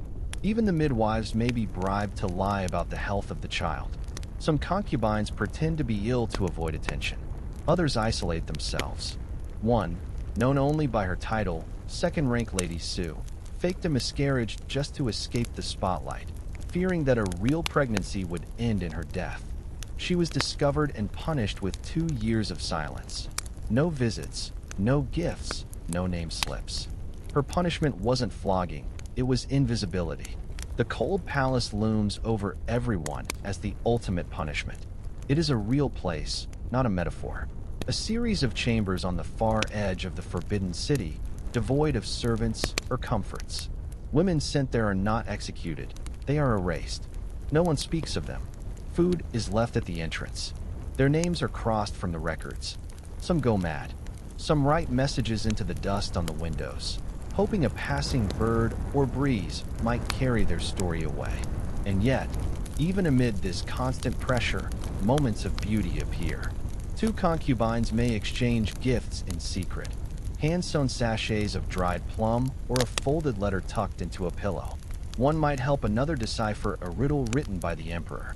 They learn to share silence, to recognize pain in a glance, to hold each other upright during ceremonies that demand long hours of kneeling. These acts of solidarity are not resistance in the political sense, but they are survival. Music plays a central role in maintaining the illusion of order. Every evening, court musicians perform in the outer halls. The melodies drift through the palace, disguising the tension. Concubines listen closely, trying to discern if a certain song, associated with one of them, is played. If it is, it might mean favor.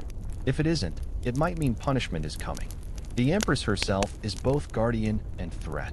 She controls the hierarchy of the harem, and her favor can make or break lives. Some empresses are kind, acting as protectors to the younger concubines. Others are cruel, driven by jealousy or political ambition. One empress once forced a concubine to copy Buddhist scripture for 10 hours straight, every day for a year, as penance for receiving too many gifts. When asked what the woman had done wrong, the empress replied, "She made me feel old." As night deepens, candles are lit, and the concubines retire to their chambers. For those not chosen by the emperor, the night brings only dreams. Some dream of their childhood homes. Others dream of escape. A few still dream of love, though they know better. The palace is not a place for love. It is a place for calculation, endurance, and performance. And somewhere in the shadows, a eunuch whispers a new rumor into the ear of a higher consort. A concubine has offended a minister. Another has fallen ill. A third has sent an unauthorized letter to her brother in the provinces. These whispers travel faster than any letter, more deadly than any sword. Tomorrow will begin with incense and ceremony. But tonight, the palace holds its breath. Every morning, the same bell tolls. The same footsteps echo in the same marble corridors. But behind each routine gesture in the palace lies something shifting, something dangerous. A concubine in imperial China was never truly safe. Even when she was smiling, even when she was praised, even when she carried a prince in her womb. Especially then, by her third year in the palace, a concubine might learn that visibility is a double-edged sword. If she is too quiet, she fades from favor. If she is too noticeable, she becomes a target. The balance is impossible to maintain forever. A single word out of place, a garment too fine, a glance misinterpreted, and suspicion falls. There is no defense against it. In the eyes of the court, guilt is often assigned before the crime is even named. Rivalries between concubines grow more sophisticated with time. It begins with simple slights, accidentally spilling ink on another's scroll, offering a compliment with thorns hidden inside. But over months and years, these evolve into complex webs of manipulation. A lower-ranked concubine might be encouraged to speak out of turn during an audience, then blamed for impropriety. A favored woman might receive a gift box filled with spoiled fruit, symbolic of her supposed moral rot. Nothing is done openly. Everything carries plausible deniability. Whispers matter more than truth. A rumor about a concubine's past, perhaps that she was once seen in a theater or that her uncle was a merchant, can be enough to demote her. The emperor need not believe it. It is enough that others repeat it. And those who whisper are often rewarded. Informants exist everywhere, among the servants, among the eunuchs, even among the concubines themselves. Survival often requires betrayal. Some concubines weaponize their talents.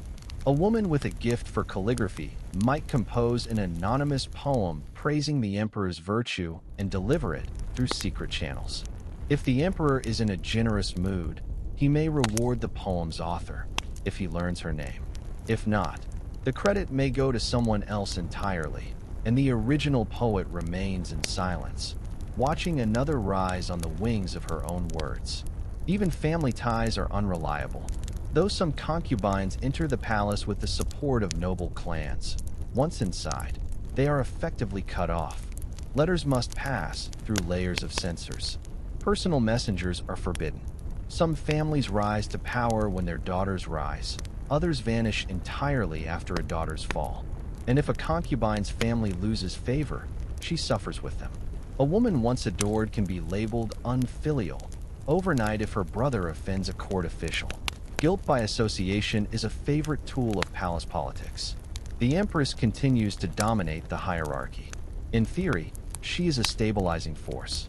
In practice, her role varies dramatically depending on her temperament. Some empresses act like generals, organizing the harem like a battlefield. Others retreat into religion, leaving power vacuums behind that the concubines scramble to fill. Still others become obsessed with bearing an heir, so obsessed, they sabotage concubines who might do it first.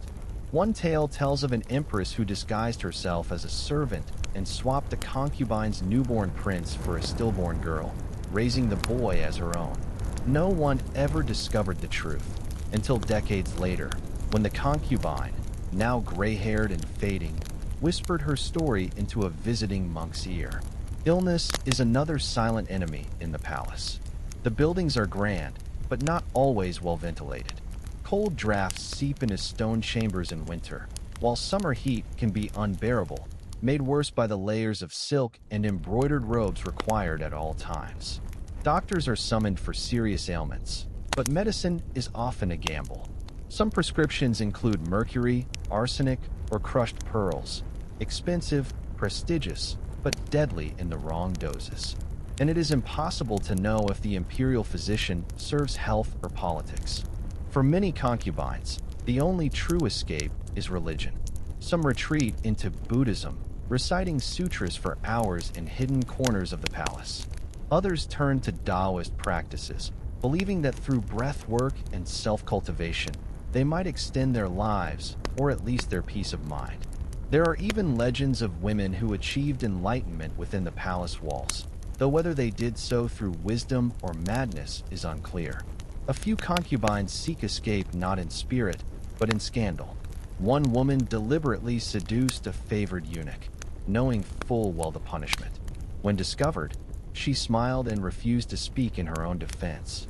She was exiled to the cold palace, but later remembered in poems as a tragic heroine. Another concubine forged a letter supposedly from the emperor, summoning her to a non-existent private garden.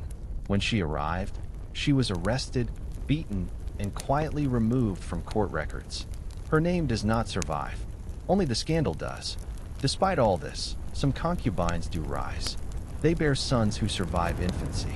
They catch the emperor's attention at the right moment. They align with powerful ministers or forge quiet alliances with influential empress's dowager. These women may eventually earn the rank of noble consort, even empress if fate allows. But even then, their past shadows them. No empress began as a wife. She began as a girl plucked from her family, dressed in silk she didn't own, and thrown into the fire of court life. Punishments in the palace range from subtle to savage.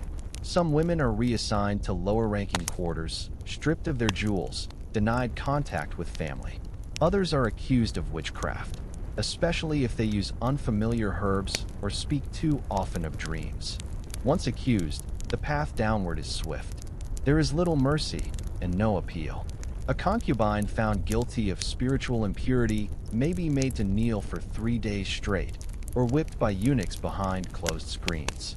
Her crime might be having the wrong dream, or being too beautiful at the wrong time. And yet, in spite of everything, the palace continues to function. Its order is maintained not through fairness, but through fear and calculation. The concubines perform their roles with stunning discipline. They sing, they paint, they smile, they dance for festivals, they kneel during rituals. Their emotions are masked with artistry that could rival any court performance. Grief, joy, and rage are contained behind painted faces and lowered eyes. Some form attachments, not to the emperor, but to one another. These are dangerous and delicate. A friendship between two concubines can be a refuge or a vulnerability. If one falls, the other may be forced to betray her. And yet, some friendships endure. In secret, they compose poetry together. They exchange handkerchiefs embroidered with cryptic symbols. They offer each other comfort after nights of disappointment, or terror, or solitude. Time passes differently in the Forbidden City. Seasons are marked not by festivals, but by shifts in favor. A woman who is summoned once a month in spring might not be seen again until winter. Another may rise suddenly and vanish just as fast. Even beauty fades differently behind palace walls, either preserved with endless effort or sacrificed to despair. Mirrors are both tools and tormentors. They reflect not just the face, but the consequences of every choice. As the third year drifts into the fourth, a concubine learns that her power, such as it is, rests entirely in perception, not reality. If she can project virtue, she may be praised. If she can weep beautifully, she may be pitied. If she can bear insults with poise, she may be remembered. The truth doesn't matter, only the performance. And so she learns to survive on silence, to hide her anger behind modesty, to use her body as a language the emperor might understand, to let her heart wither quietly while keeping her smile intact. There is no other way, because for a concubine in imperial China, love is not an option. Freedom is not a goal.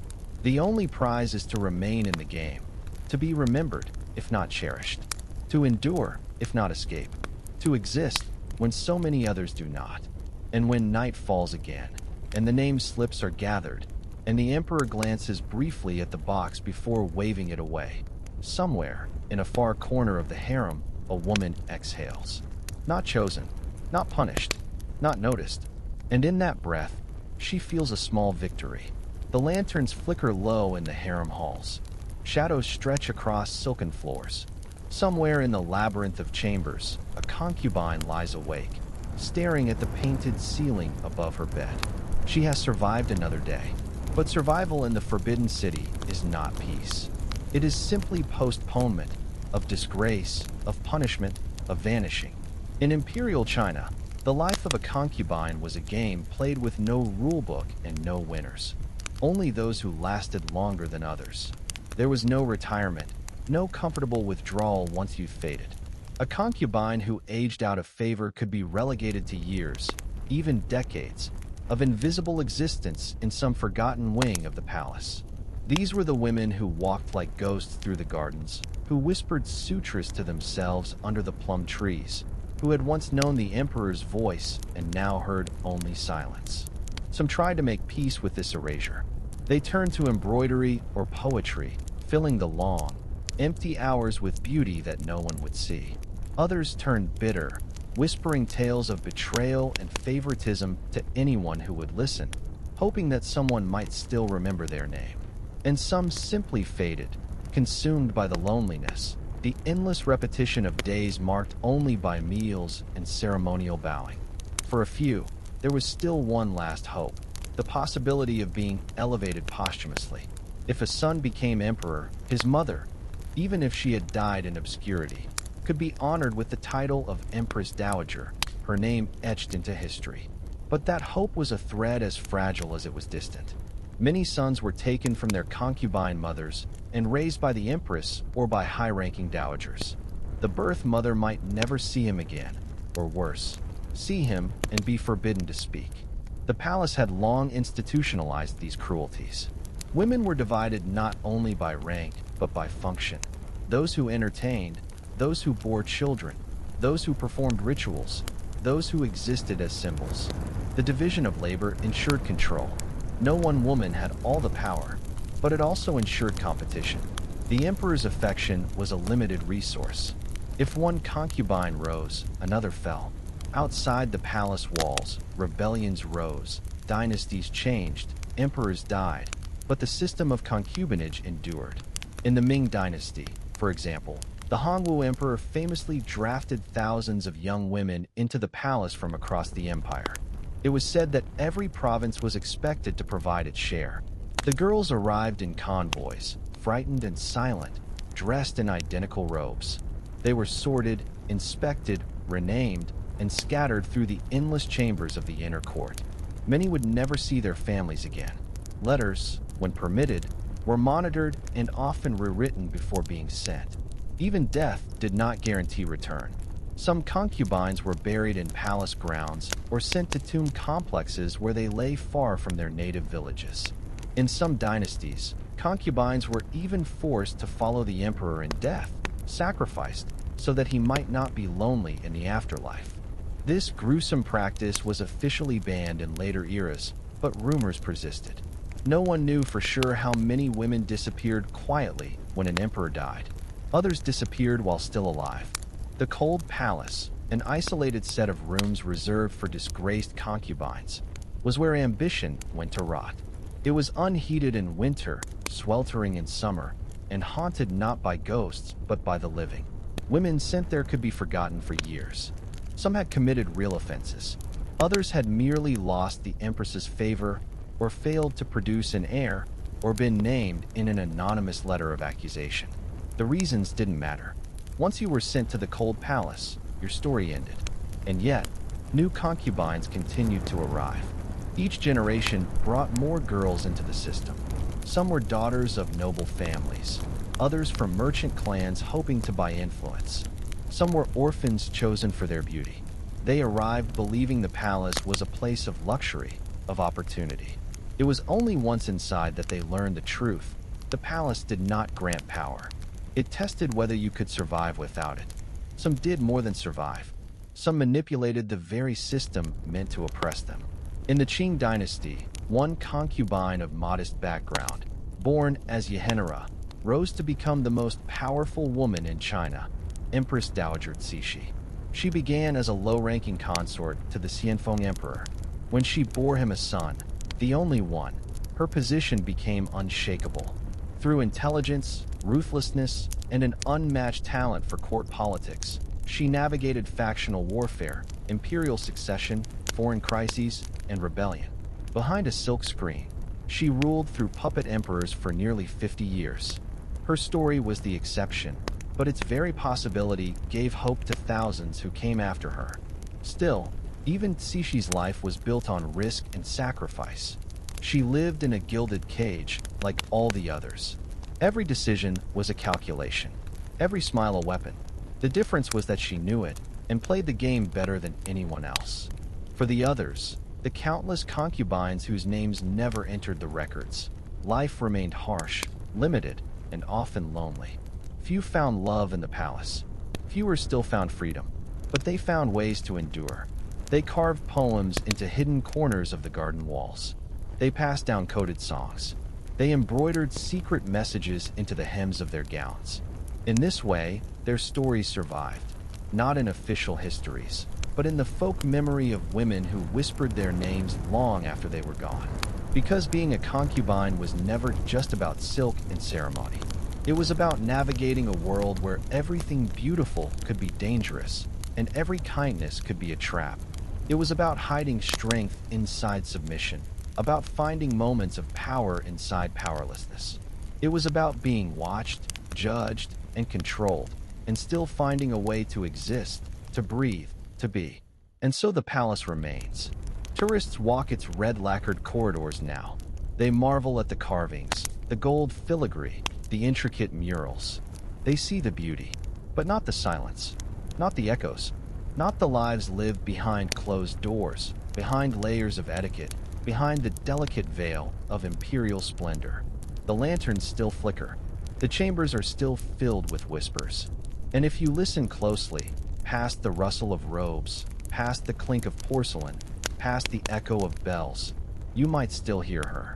The concubine who once dreamed of freedom, who never escaped, but who was never truly defeated either.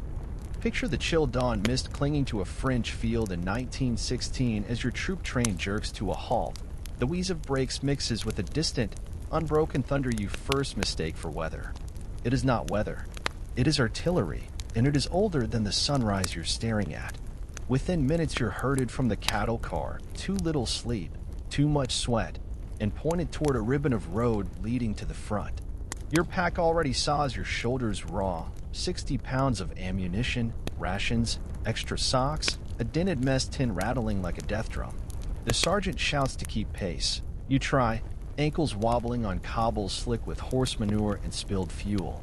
Every 100 yards you pass wagons groaning with corpses bagged in canvas, flies so thick they paint the air black. You swallow bile and keep moving. By mid-morning the stench greets you. A collision of unburied flesh, coal smoke, chlorine bleach, and latrine pits, something the veterans simply call the smell of the line. It sits on your tongue like spoiled milk. Ahead rises a maze of muddy embankments, zigzagging trenches stitched with sandbags, barbed wire, and torn uniforms waving like grisly banners. You duck the entrance and step down into a channel hardly wider than your shoulders. Mud swallows your boots to the ankle, water slops above that. The trench walls ooze brown slime, alive with lice and the fat gray bodies of trench rats, some big as house cats from feeding on fallen men. A private squats in the muck, head between knees, vomiting greenish filth while a comrade keeps time with a pocket watch, 10 seconds to empty the stomach they've wagered. The pocket watch ticks on. You're assigned a fire step barely high enough to see over the parapet. The moment you straighten, bullets snap past like metallic hornets. Somewhere out there, a sniper has your sector ranged.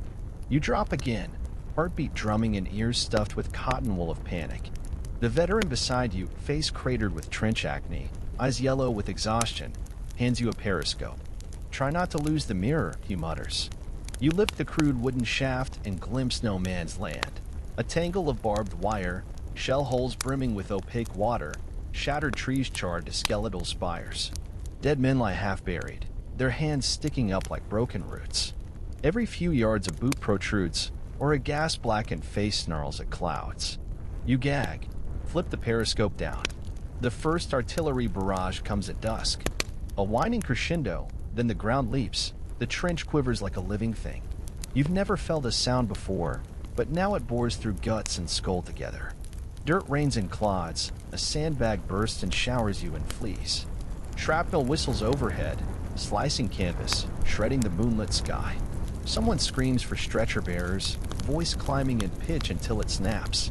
The veteran claps a hand over your helmet. Bend your knees, ride the shock. You try. The next shell lands close. So close the blast sucks air from lungs, yanks your helmet forward, slams you against the wall. Stars flicker across vision.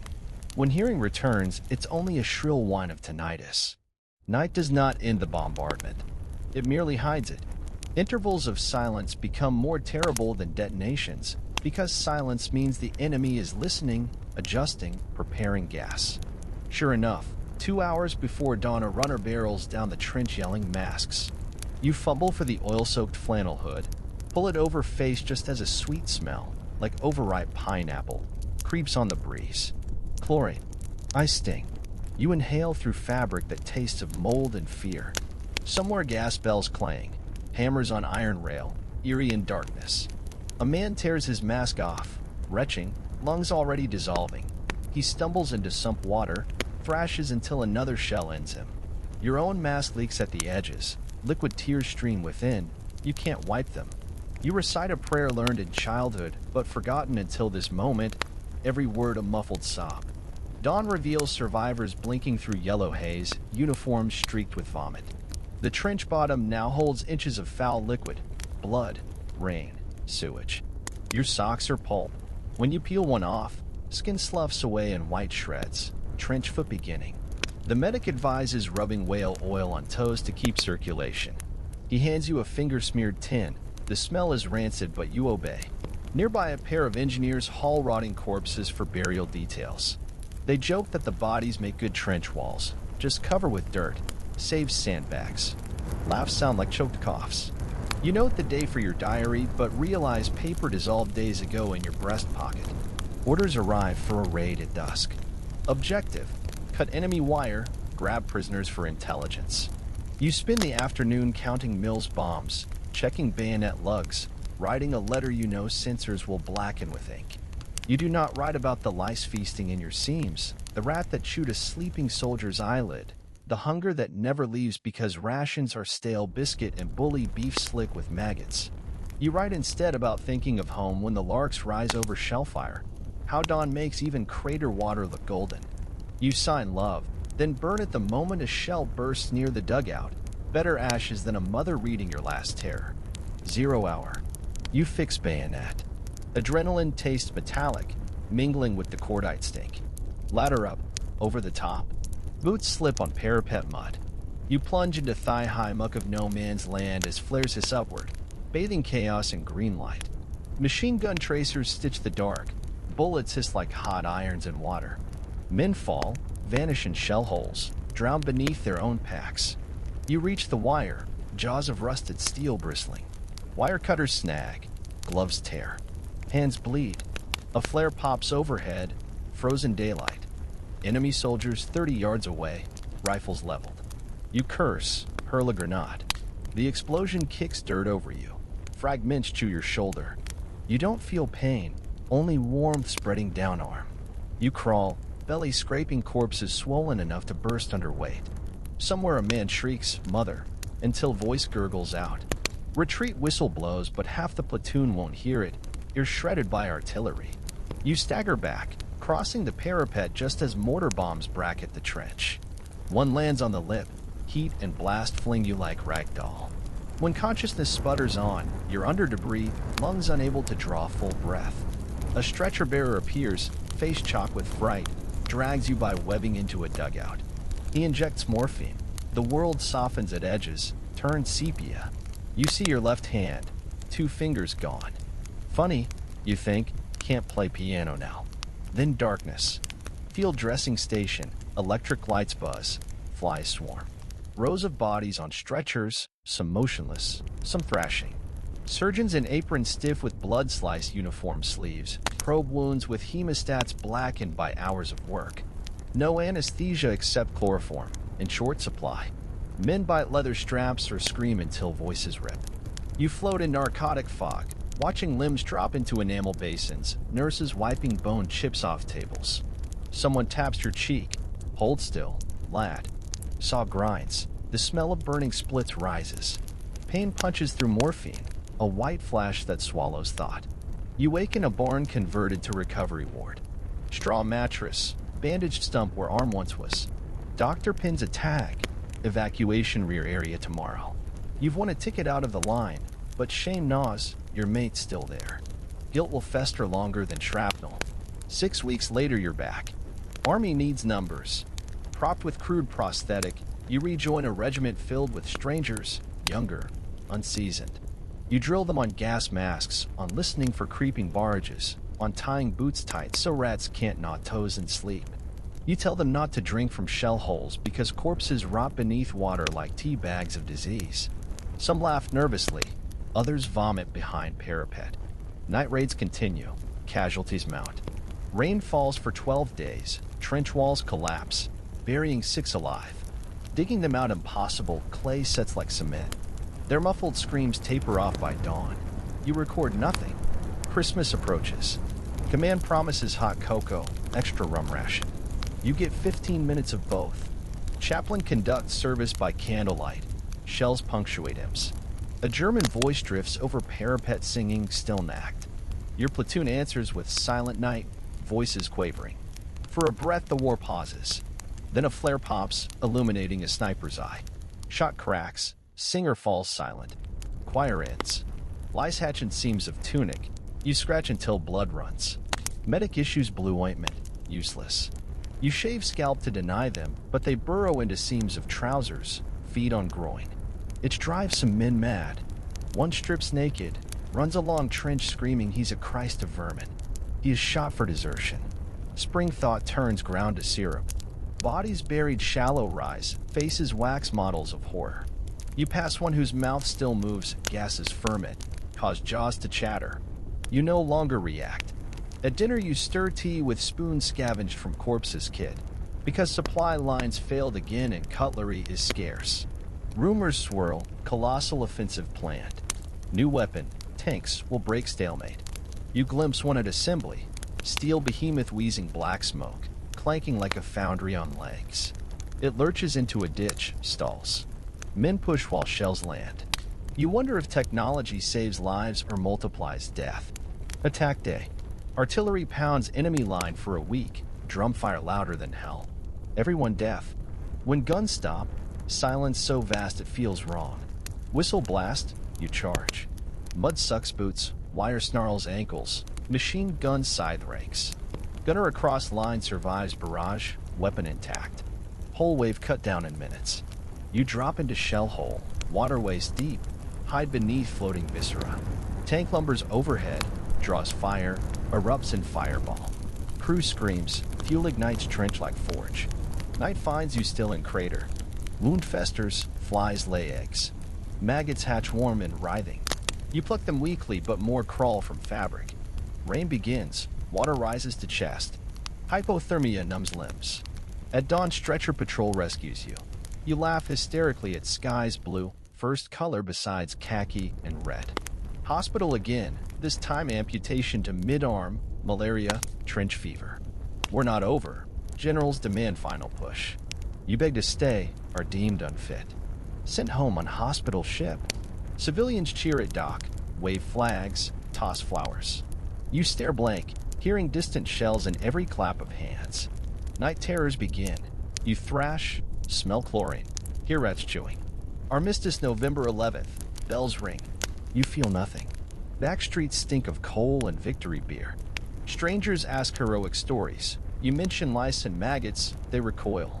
Job scarce, employers want to arms. Pension minimal. Memories fester, shell shock not understood. Doctors call you malingerer.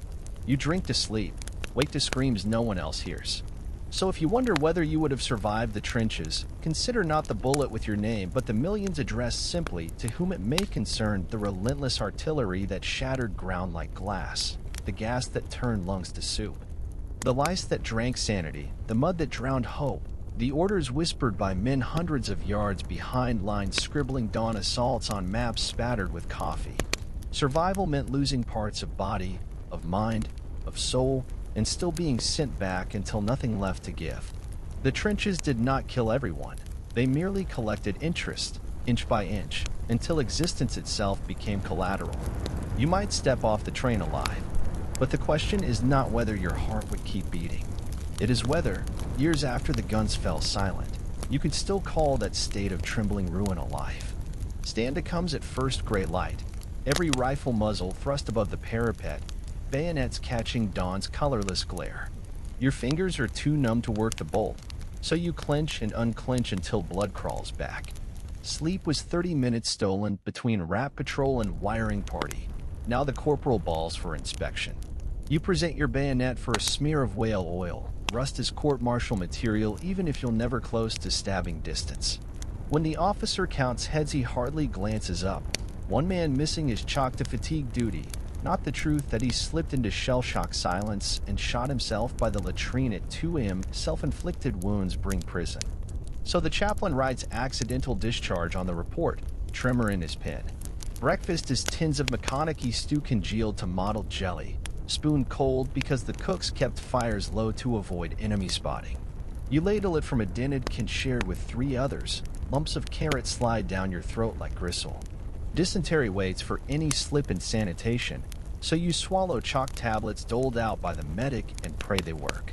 Latrines are pits behind duckboards, flooded to the brim. Overflow seeps under planks where you stand.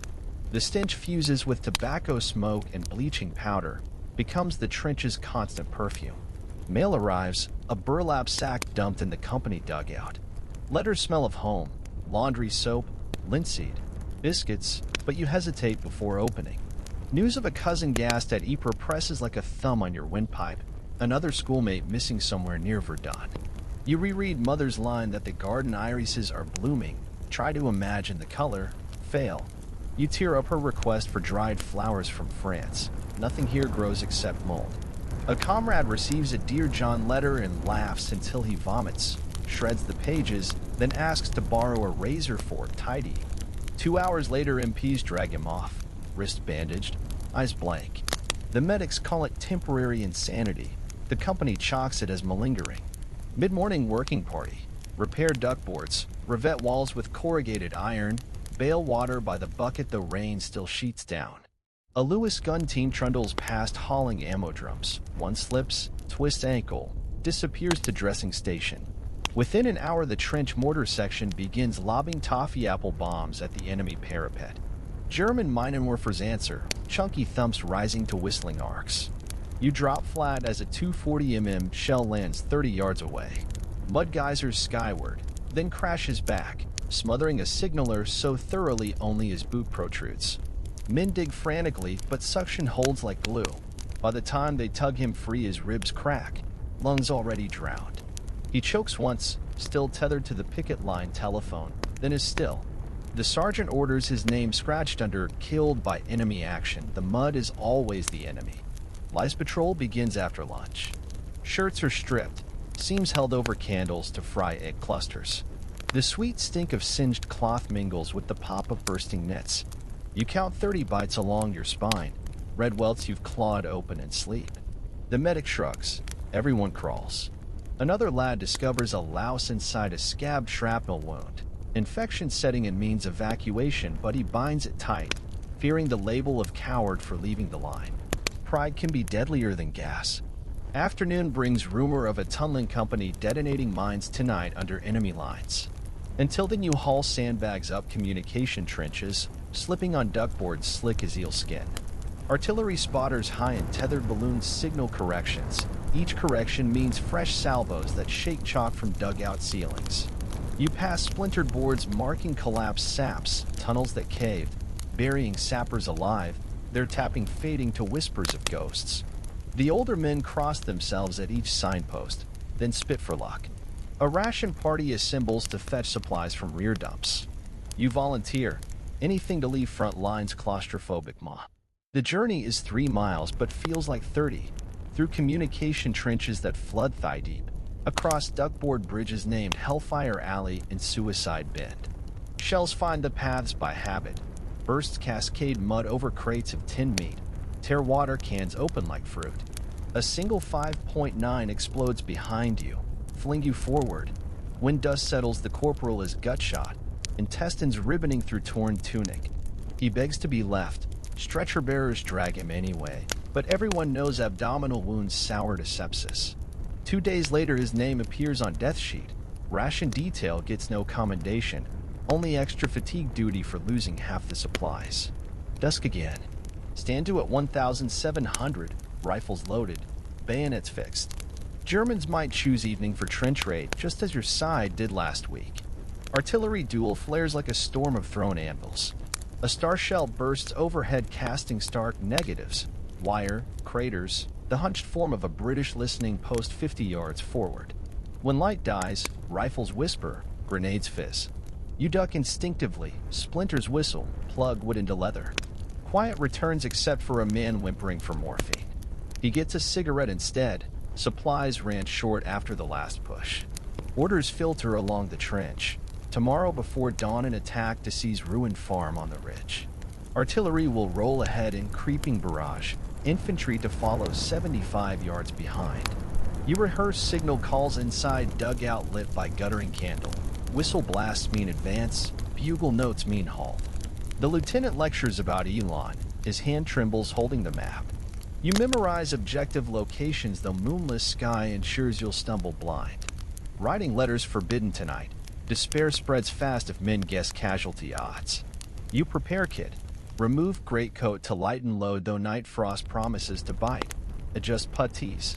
Tie identity discs tight so corpses may be tagged. A corporal shows how to tuck tunic tail under belt for easier crawling. He's 19 with gray hair sprouting at temples. He passes around rum tot. The spirit burns, grants shaky warmth. Overhead, wooden duckboards creak under stretcher squads returning from frontline salvage. One stretcher carries only boots and what's left of shins. 0-2 hours. Final artillery registration. Guns bark in disciplined rhythm. Creeping ladder of blasts you feel in sternum. The ground quivers, rats pour from holes squealing. A shell strays short, wipes out entire Lewis gun pit. Friendly fire. The phrase hasn't been coined yet. Men avert eyes while medics patch survivors. Half hour to go. Issued a file of morphine tablets labeled anti-fatigue. High Command's latest miracle. You swallow one, taste chalky, but soon clouds fear. A padre mutters general absolution outside. Some kneel, others spit. You attach grenade to belt hook, fix bayonet, adjust gas mask to chest-ready position. Whistle shrieks. You climb scaling ladder, hood sinking in parapet muck. No man's land sprawls ahead, lit by flicker of shell bursts on German line. Advance. Feet trip on wire pickets previously cut. Stumble over ribs of corpse long since stripped by rats. Creeping barrage leaps forward. You chase dust cloud, lungs rasping chlorine-scarred tissue. Machine gun opens from flanking pillbox. Tracers draw crimson meshes through darkness. You drop, bury face in slime. Bullets ping helmet, thud into mud inches away. Officer waves men left. You follow until shrapnel rips his thigh apart. He orders forward without him. No one hears, shellfire swallows words. Flare pops, white day. German trench 20 yards off. Parapet jagged. You dash last meters, hurl grenade, jump screaming. Explosion deafens, shards pepper hand. You bayonet a stunned enemy in shoulder, but blade sticks between ribs. You yank, slips free with sickening pop. Blood jets hot, red spray against moonlight. You retch, stumble deeper. Close quarters chaos. Pistol cracks, men grapple, club, scream. Smell of blood and dank earth suffocates. Objective secured? Hardly. Counter bombardment starts instantly, Minenwerfers plunging into captured sap. You dive into traverse, crouch while timber shatters overhead. A runner arrives breathless. Hold position till relief. Maybe dawn. You check ammo for rounds left. A mate searches corpse for clips, finds letter to mother still tucked in breast pocket. He pockets ammo, discards letter in water. Sentiment weighs too much. Hours pass. Rain begins as if sky pities no one. Flood fills trench to knees. You and 5 survivors slump against sandbags stacked over German dead, their faces pale wax. One tries German chocolate from haversack, taste of soil and rot but sugar priceless. Another smokes enemy cigarette, says Turkish tobacco smoother than British. You laugh hysterically until coughing fit sprays bloody phlegm. At first light you realize ridge behind still held by enemy, flanking firesides along trench. Platoon strength now 12 from original 48. Radio broken. Runner volunteers, sprints across open but collapses after 10 paces, entrails trailing. No orders, no relief. You plug loopholes with spare sandbags, fumble field dressing onto pal's shattered cheekbone, bandage slipping in mud. He thanks you, tries to whistle but lips torn. German stormtroopers counterattack mid-morning, silhouettes emerging through cordite mist armed with grenades and flamethrowers. Searing jet roars, sets trench alight, screaming shapes fried like burning straw. You fire until bolt locks empty, switch to pistol scavenged earlier, last bullets drop 2 assailants before jam. You crouch, hands overhead, as flame gusts past, singeing eyebrows. Smoke blinds. You crawl along traverse underwater, emerge beside crater outside line. Shell burst concusses. World rings. When you stagger awake, dusk has fallen again. German stretcher detail picks through bodies. They miss you under debris. You crawl opposite direction, hands plunged into corpse guts, nose clogged by stench. Eventually own wire appears, sappers hauling wounded in. You collapse, medics tag you moderate shell shock, minor burns, bayonet wound infected. Back in dressing station you share tent with men coughing crimson froth, Spanish influenza whispers across front. Doctors mask with gauze but wards overflow.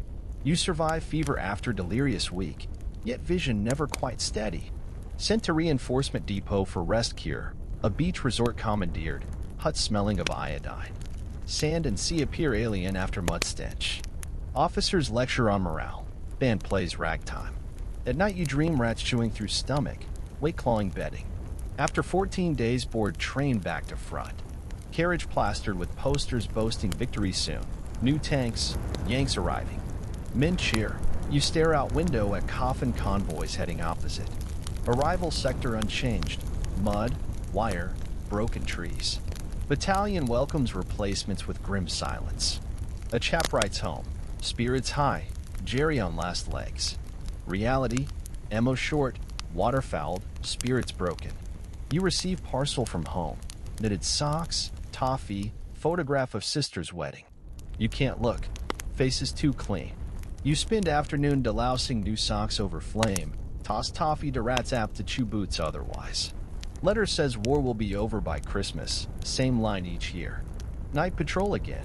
You volunteer since sleep yields nightmares. Out in no man's land you lay listening devices. Stumble over corpse half-eaten by shellfire. Skull grinning. Under black sky you feel planets spin. Wonder if stars notice trenches carved into flesh of earth. A flare bursts, revealing nothing but churned mud. Still, heart thunders until darkness returns. Back in line rumors swirl of armistice talks. Officers hush them. Fighting intensifies as both sides seek last yards. Ordered to participate in final push. You nod though hearing reduced to muffled buzz. You're 20 but move like 50. Joints arthritic from damp. Medic says lungs show chlorine scarring. You shrug. If gas doesn't stop you, bullets will. Yet bullet never comes. November 11th dawn quiet. Guns silent after years of thunder. Men blink, cannot process absence of sound. At 11 bugles blow ceasefire. You stand atop parapet, gaze across wasteland glowing under weak sun. Enemy soldiers climb too, silhouettes against ruins. A cheer rises but you taste copper, emotion strangled by numbness. War over, survival begins. Paperwork, demobilization, train to coast. Steamer home across gray channel waves dotted with mines yet cleared. Dockside bands play, crowds cheer, but you grip railing until knuckles white. Earth feels unsteady, silence heavier than artillery. Doctors examine you, call it neurasthenia. Offer tonic, seaside rest, electric therapy, pension paperwork lost twice. You wander streets scanning shadows for sniper glint. Work scarce, missing fingers hamper labor. Nights you wake soaked, choking chlorine phantom. Relationship with family strained. They cannot grasp mud, lice, screams. You drift pub to pub, chasing oblivion in rum. Years later, newspapers laud surviving veterans as heroes, yet many like you sleep under bridges, lungs rotted, minds shattered. Some step before trains, others fade into sanatoriums. Official counts list dead, not those living half-lives. Trenches claimed bodies and left walking shells. You didn't die in France, but pieces of you remained there, in flooded saps, in lice-ridden tunic, and screams echoing between flares. The trenches measured will and found humanity lacking, grinding courage into dust finer than chalk. That is why you wouldn't survive, not because death is certain, but because survival itself becomes a wound neither bandages nor decades can heal. Winter does not arrive by calendar in the trenches. It drifts in like a rumor, first as a dampness that will not lift, then as a chill that works through layers of khaki until it cradles your bones. You learn to move constantly, stamping feet, swinging arms, anything to keep blood moving through frost-nipped skin. But movement is not always possible. Some nights the order comes down to stand still, rifles fixed, for hours on end while patrols listen for enemy sappers tunneling beneath the line. You shiver so violently the bayonet rattles against its lug. The corporal hisses for silence, and you clench your jaw until teeth crack hairline fractures that will ache for decades. The mud that swallowed boots in autumn hardens to ridges like broken pottery. Duckboards tilt, snap, and vanish beneath ice-rimmed slush. You step off one by mistake and sink to mid-calf, trapped until two mates haul you free. Later, in the dugout, you peel off a sock to find half your foot mottled blue. The medic hovers a candle over it, checking for sensation. He offers two choices: iodine swab that burns like lime on fresh meat, or amputation at the ankle once gangrene sets in. You choose the iodine, clench a leather strap between molars, and scream into a blanket that no longer smells of wool, only fear. Disease prowls the line more faithfully than any sentry. Lice inject trench fever, a bacterial assault that torches your joints, sets skull pounding like artillery inside bone. The medic mutters 5-day fever, but yours lasts 10, leaving you delirious, reciting nursery rhymes while mates mop sweat from your face. When the fever breaks, you are 2 stones lighter, uniform hanging in folds. You try to tighten the belt, but the buckle slides to second notch and still rattles against hip bone. Rats exploit illness better than strategists. They sense weakness. One night, feverish, you wake to a weight on chest. A rat the size of a loaf peers down, whiskers brushing lips, testing for death. You slap it away. It squeals, skitters across ribbed duckboard, disappears behind ammo boxes. You lie shaking, neither asleep nor awake, wondering if it will return when breath slows again. Shell shock is a phrase whispered at first, then shouted when it cannot be ignored. Men who once steadied rifles now flinch at cutlery on enamel plates. A corporal who survived 3 pushes without scratch sits under torn tarpaulin, rocking, muttering that the sky is cracked open and God's eye is staring straight at him. Officers debate whether it is cowardice or concussion. Treatment varies: electric currents to the legs, cold baths, persuasion with threats of firing squad. You watch and pray madness is not contagious, though you suspect it is, passed along by vibrations of shell bursts, by the stench of decay, by the knowledge that logic holds no sway here. Leave is dangled like salvation. After 6 months, you receive 48 hours in a seaside town whose hotels now serve as rest centers. You board a rattling lorry, cross pocked roads lined with shattered orchards, then a train smelling of coal dust rather than blood. The sea appears impossibly blue. Civilians stroll promenades. Children fly kites shaped like birds that have not visited the trenches in years. You sit on a bench feeling disembodied. The waitress in the tea shop calls you love, pours real milk into china, but you flinch at every clatter of crockery. That night in the billet, you dream of drowning in chalk dust. You wake screaming. When leave ends, you feel relief. Civilian calm is more frightening than shell fire because there is no drill for it. Back at the front, the war has learned new tricks. Observation balloons hover like malignant moons, directing artillery with uncanny precision. Aeroplanes strafe support trenches, fragments of propeller-side bullets rattle off helmets. You dig deeper, borrow shovels from sappers, lengthen dugouts until they resemble rabbit warrens. Yet digging too deep invites other fears. Carbon monoxide from stove pipes collapses under artillery tremors, water seeping from groundwater until your boots squelch constantly. Supply lines stretch thin. 1 week bread ration is cut in half, flour mixed with sawdust. You chew anyway, the sawdust scratches gums raw, but hunger trumps splinters. Tea is reused, leaves boiled gray. Tobacco scarce. Men scrape stub ends from duckboard cracks, roll them with newspaper. Smoke tastes of ink and damp, but steadies nerves.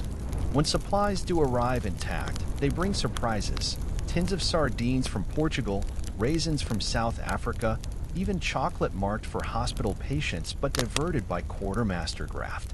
You eat until stomach cramps, then hide remainder in sandbag pillow, praying rats won't locate it. Gas, once an occasional terror, becomes routine. Each dawn the yellow cloud creeps low over parapets, swirling into saps.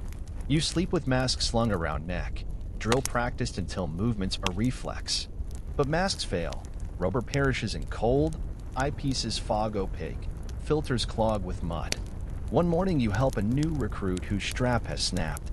You share your mask mouthpiece between breaths, 2 inhalations for him, 1 for you, until cloud passes. Hours later your throat feels scraped by glass. By evening lungs wheeze like bellows. Medic diagnoses mild phosgene poisoning. Recommends rest. Rest is a spare minute leaning on rifle while listening for the next shell. Rumors travel faster than pigeons. Talk of mutiny on the French line. Canadians storming Vimy Ridge. Americans arriving with gum and optimism. Some nights cheers rise when Allied artillery seems unanswerable. Other nights groans crawl from dugouts when rations spoil in flooded dumps. Propaganda pamphlets drop from enemy planes promising warm beds, hot soup, no questions asked if you surrender. You pocket one, not out of temptation, but curiosity. What font does the enemy use when offering mercy? Weather turns again. Summer in the trenches is not relief. Heat ferments corpses, swells them until buttons pop, skin splits. Flies breed in black drifts, covering every surface, even eyelids if you doze. Dysentery flares, bowels liquefy. Latrine pits overrun, sewage trickles under sandbags, blending with blood into a soup that defies description. You tuck scarf over mouth, but taste seeps through. Medic hands out chalk powder, but water to mix it with is rationed. You swallow tablets dry, feel them lodge in throat until cough dislodges them bitter on tongue. Command decorates you after a successful wiring party under fire. A ribbon the color of clotted cream pinned to tunic above pocket where lice nest. During ceremony, a shell lands beyond ridge. Spray of earth silhouettes brass as if mocking. The general continues speech. You wonder if commendation raises or lowers life expectancy. Decorated men make good propaganda, but also prime targets for snipers.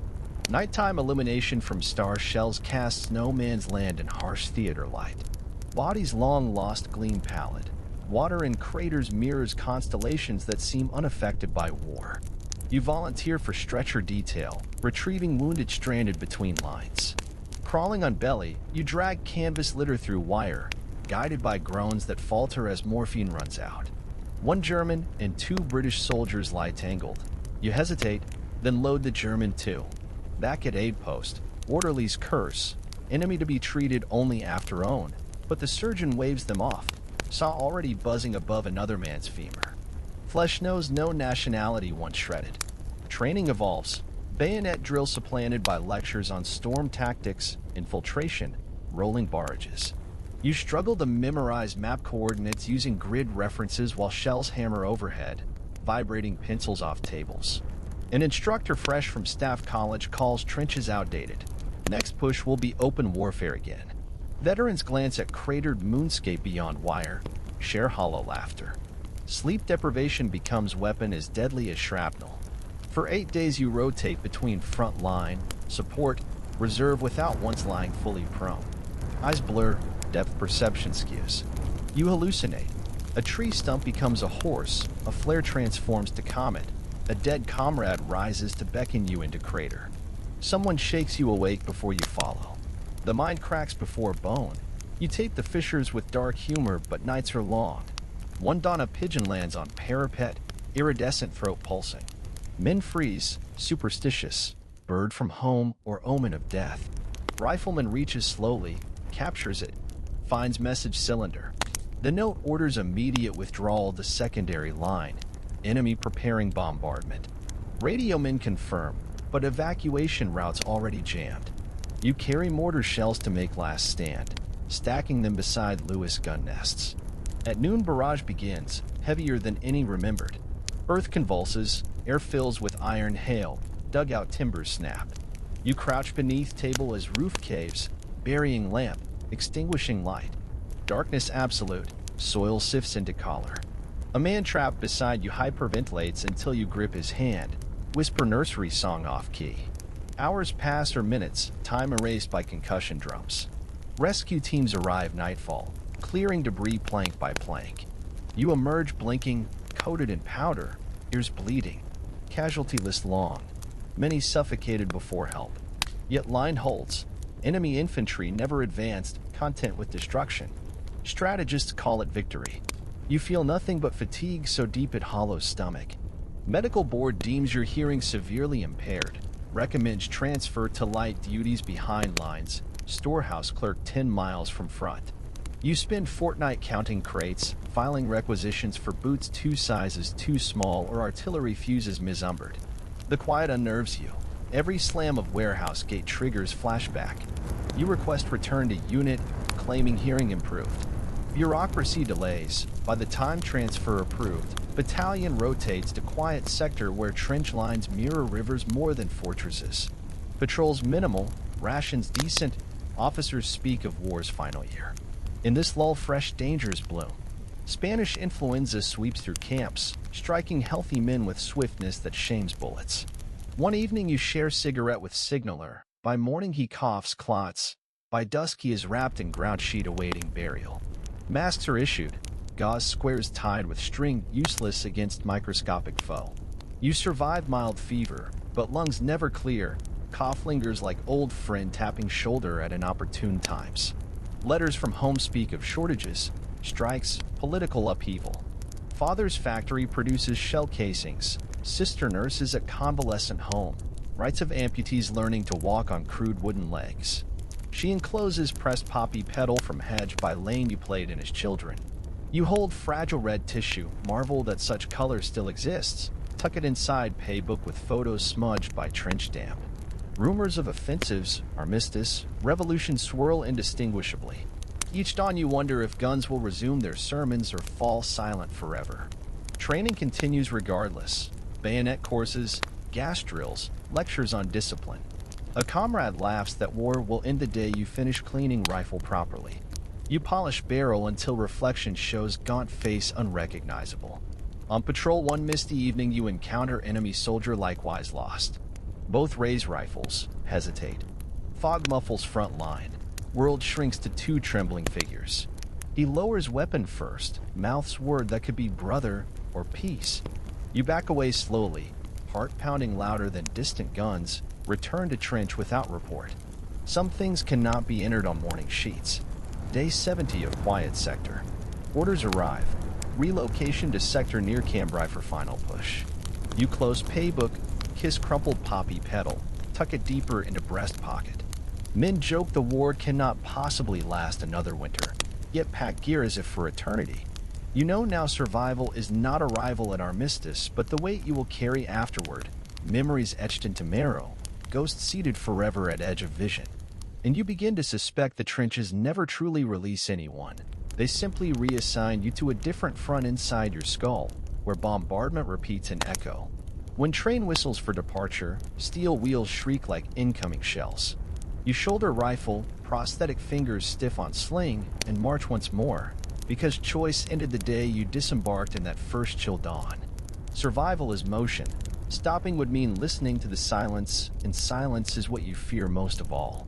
Rain lashes the flat country around Cambrai, so hard it blurs friend from foe, but headquarters refuses delay.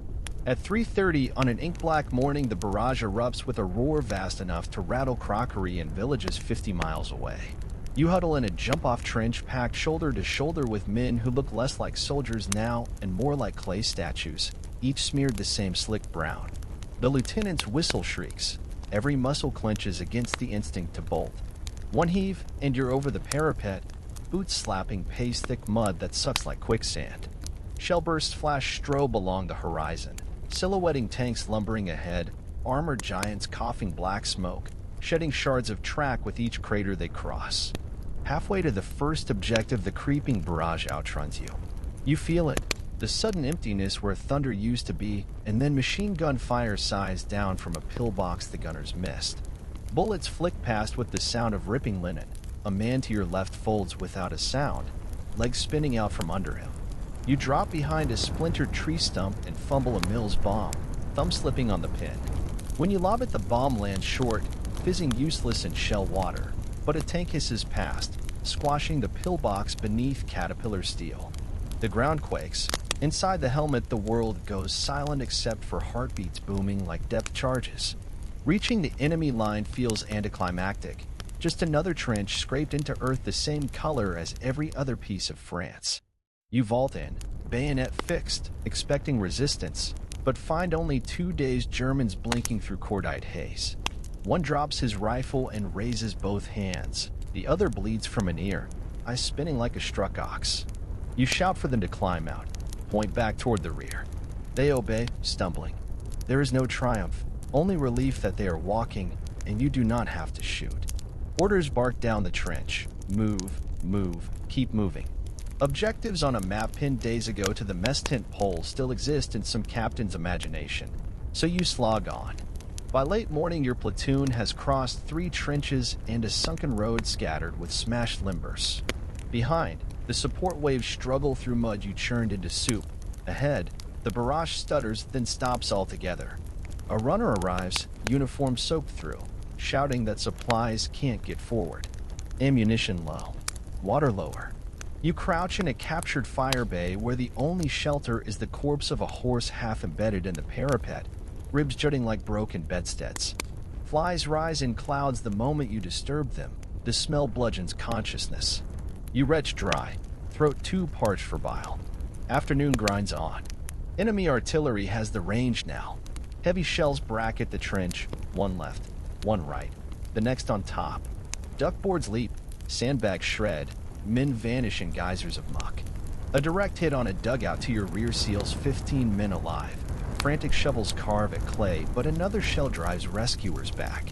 A sergeant grabs your sleeve, eyes ring black with exhaustion, says hold here till dark. He doesn't bother with rationale. You nod because there is nothing else to do. Night comes bruised purple and starless. Rain eases to drizzle that seeps through greatcoat like ink. You tongue your water bottle, find it empty, bite cork in frustration. Somewhere upline, a wounded soldier calls for his mother until his voice scrapes out ragged and stops. Rats venture from collapsed burrows, bold as carrion crows, gnawing at haversacks. You stab at one with bayonet. It dodges, hisses, scuttles through your legs, tail slapping calf as it goes. The touch nearly makes you scream. Just after 2 a.m., an officer nobody recognizes arrives with orders to withdraw before dawn to a newly dug support trench. The information travels man to man like a cold wind. You stand, knees locked to prevent trembling, and file out the way you came, over piled bodies, through shell holes turned to ponds, past a tank crippled and smoking, its crew fused to metal like wax idols. Machine gun tracers stitch the dark, but most bullets pass overhead. The enemy is as exhausted as you. By sunrise, you're back in mud hardly different from that you left except for the sign hammered to a saphead, Piccadilly Reserve. As if naming hell after a London street will tame it. Breakfast is unheated bully beef scooped from communal tin. You swallow without tasting. A shell bursts beyond, far enough that only clods patter down like hard rain. Nobody flinches. Some mechanism in the brain finally jams and terror becomes background noise, less urgent than hunger or foot rot. A week slips by measured in head counts, ration runs, burial fatigue. Every night patrols creep forward to prod wire. Every day artillery gnaws the earth. Then, one dawn, Nothing. No first-light bombardment, no rifle crack, just a quiet so unnatural men stare at each other wary as feral dogs. Word filters back, German lines in chaos. Something about revolution in Berlin, troops refusing orders. On the 11th day of the 11th month, at the 11th hour, whistles blow not for attack but for ceasefire. It is supposed to be celebration. Instead, men sit on fire steps blinking, ears ringing with phantom guns. One private lights a cigarette, realizes he can taste the tobacco instead of cordite, and begins to weep until his shoulders convulse. Another clutches a pocket Bible, mouths words you cannot hear. You stand, peer over parapet. No man's land lies weirdly peaceful, pocked and stinking, flooded in parts, yet still. Crows circle over a carcass then settle without hurry. Across the torn field, a German soldier hoists himself onto the lip of his trench. He waves a rag that might once have been a shirt. Your platoon waves back, but nobody crosses. Trust is harder to build than parapets. Silence stretches, fragile as spun glass. Demobilization takes months. Winter clamps down, turning trenches to icy canals. You spend Christmas in a drafty barn 30 miles behind the line, issued 1 tin of plum pudding to share among 6.5 gill of rum that burns like petrol. Carols sound obscene floating over wards where Spanish flu still reaps more dead than shrapnel. In January, a medical board classifies you B2, fit for light duty, despite chronic cough and partial deafness. Paperwork shuffles across desks until finally a rail pass sends you west, then a channel ferry home. Dover platform smells of seaweed and coal smoke. Civilians wave flags, but cheering falters when stretcher cases file by, legs missing, faces bandaged. You disembark alone, boots slip with harbor grime, and walk streets where buildings stand unscarred by shell fire. The noise of trams shrills like gas alarm. You flinch, heart hammering. A constable asks if you're unwell. You mutter something about wind and hurry off. Family meals are quiet. Father tries anecdotes about factory output. Mother fusses over portions you cannot finish. Little brother asks if bayonets feel heavy. You stare at fork, recall weight of the blade sunk in a man's shoulder, the pop when bone gave. You stand so abruptly chair topples. Mother reaches for you. You back away, apologize, flee to garden where rain turns soil to a miniature trench. You crouch among dead irises until cold numbs thought. Months pass. Work is scarce. Employers prefer men whole in body and mind. Your references speak of punctuality, bravery, but interviewers notice tremor in hands, missing fingers, cough that seizes lungs when dust stirs. Relief funds issue ration tokens. Pride erodes like sandbags in rain. Nights, shells scream through dreams. You jerk awake, sweat-soaked, pulse sprinting. Whiskey dulls edges but empties purse faster than hope refills. One April dusk you wander railway embankment littered with poppies blowing wild. The red startles, blood against green, and you pocket one bloom, press petals between paybook pages beside the brittle fragment your sister sent. On impulse you board a local train to nowhere in particular, ride until countryside passes in blurred watercolors. Fields roll gentle, hedges bloom, lambs totter in dew. The conductor asks for fare. You fumble coins, glance at his brass buttons gleaming like shell fragments, smell distant whiff of coal smoke, and for a heartbeat you're back beside burning tank. Vision narrows, tunnel of black closing. You drop coins, gasp, stagger to corridor. Passengers stare. You steady against window, force breath until scene sharpens, colors creep back. You alight at next halt, cross meadow to lonely oak, and sit beneath branches humming with bees.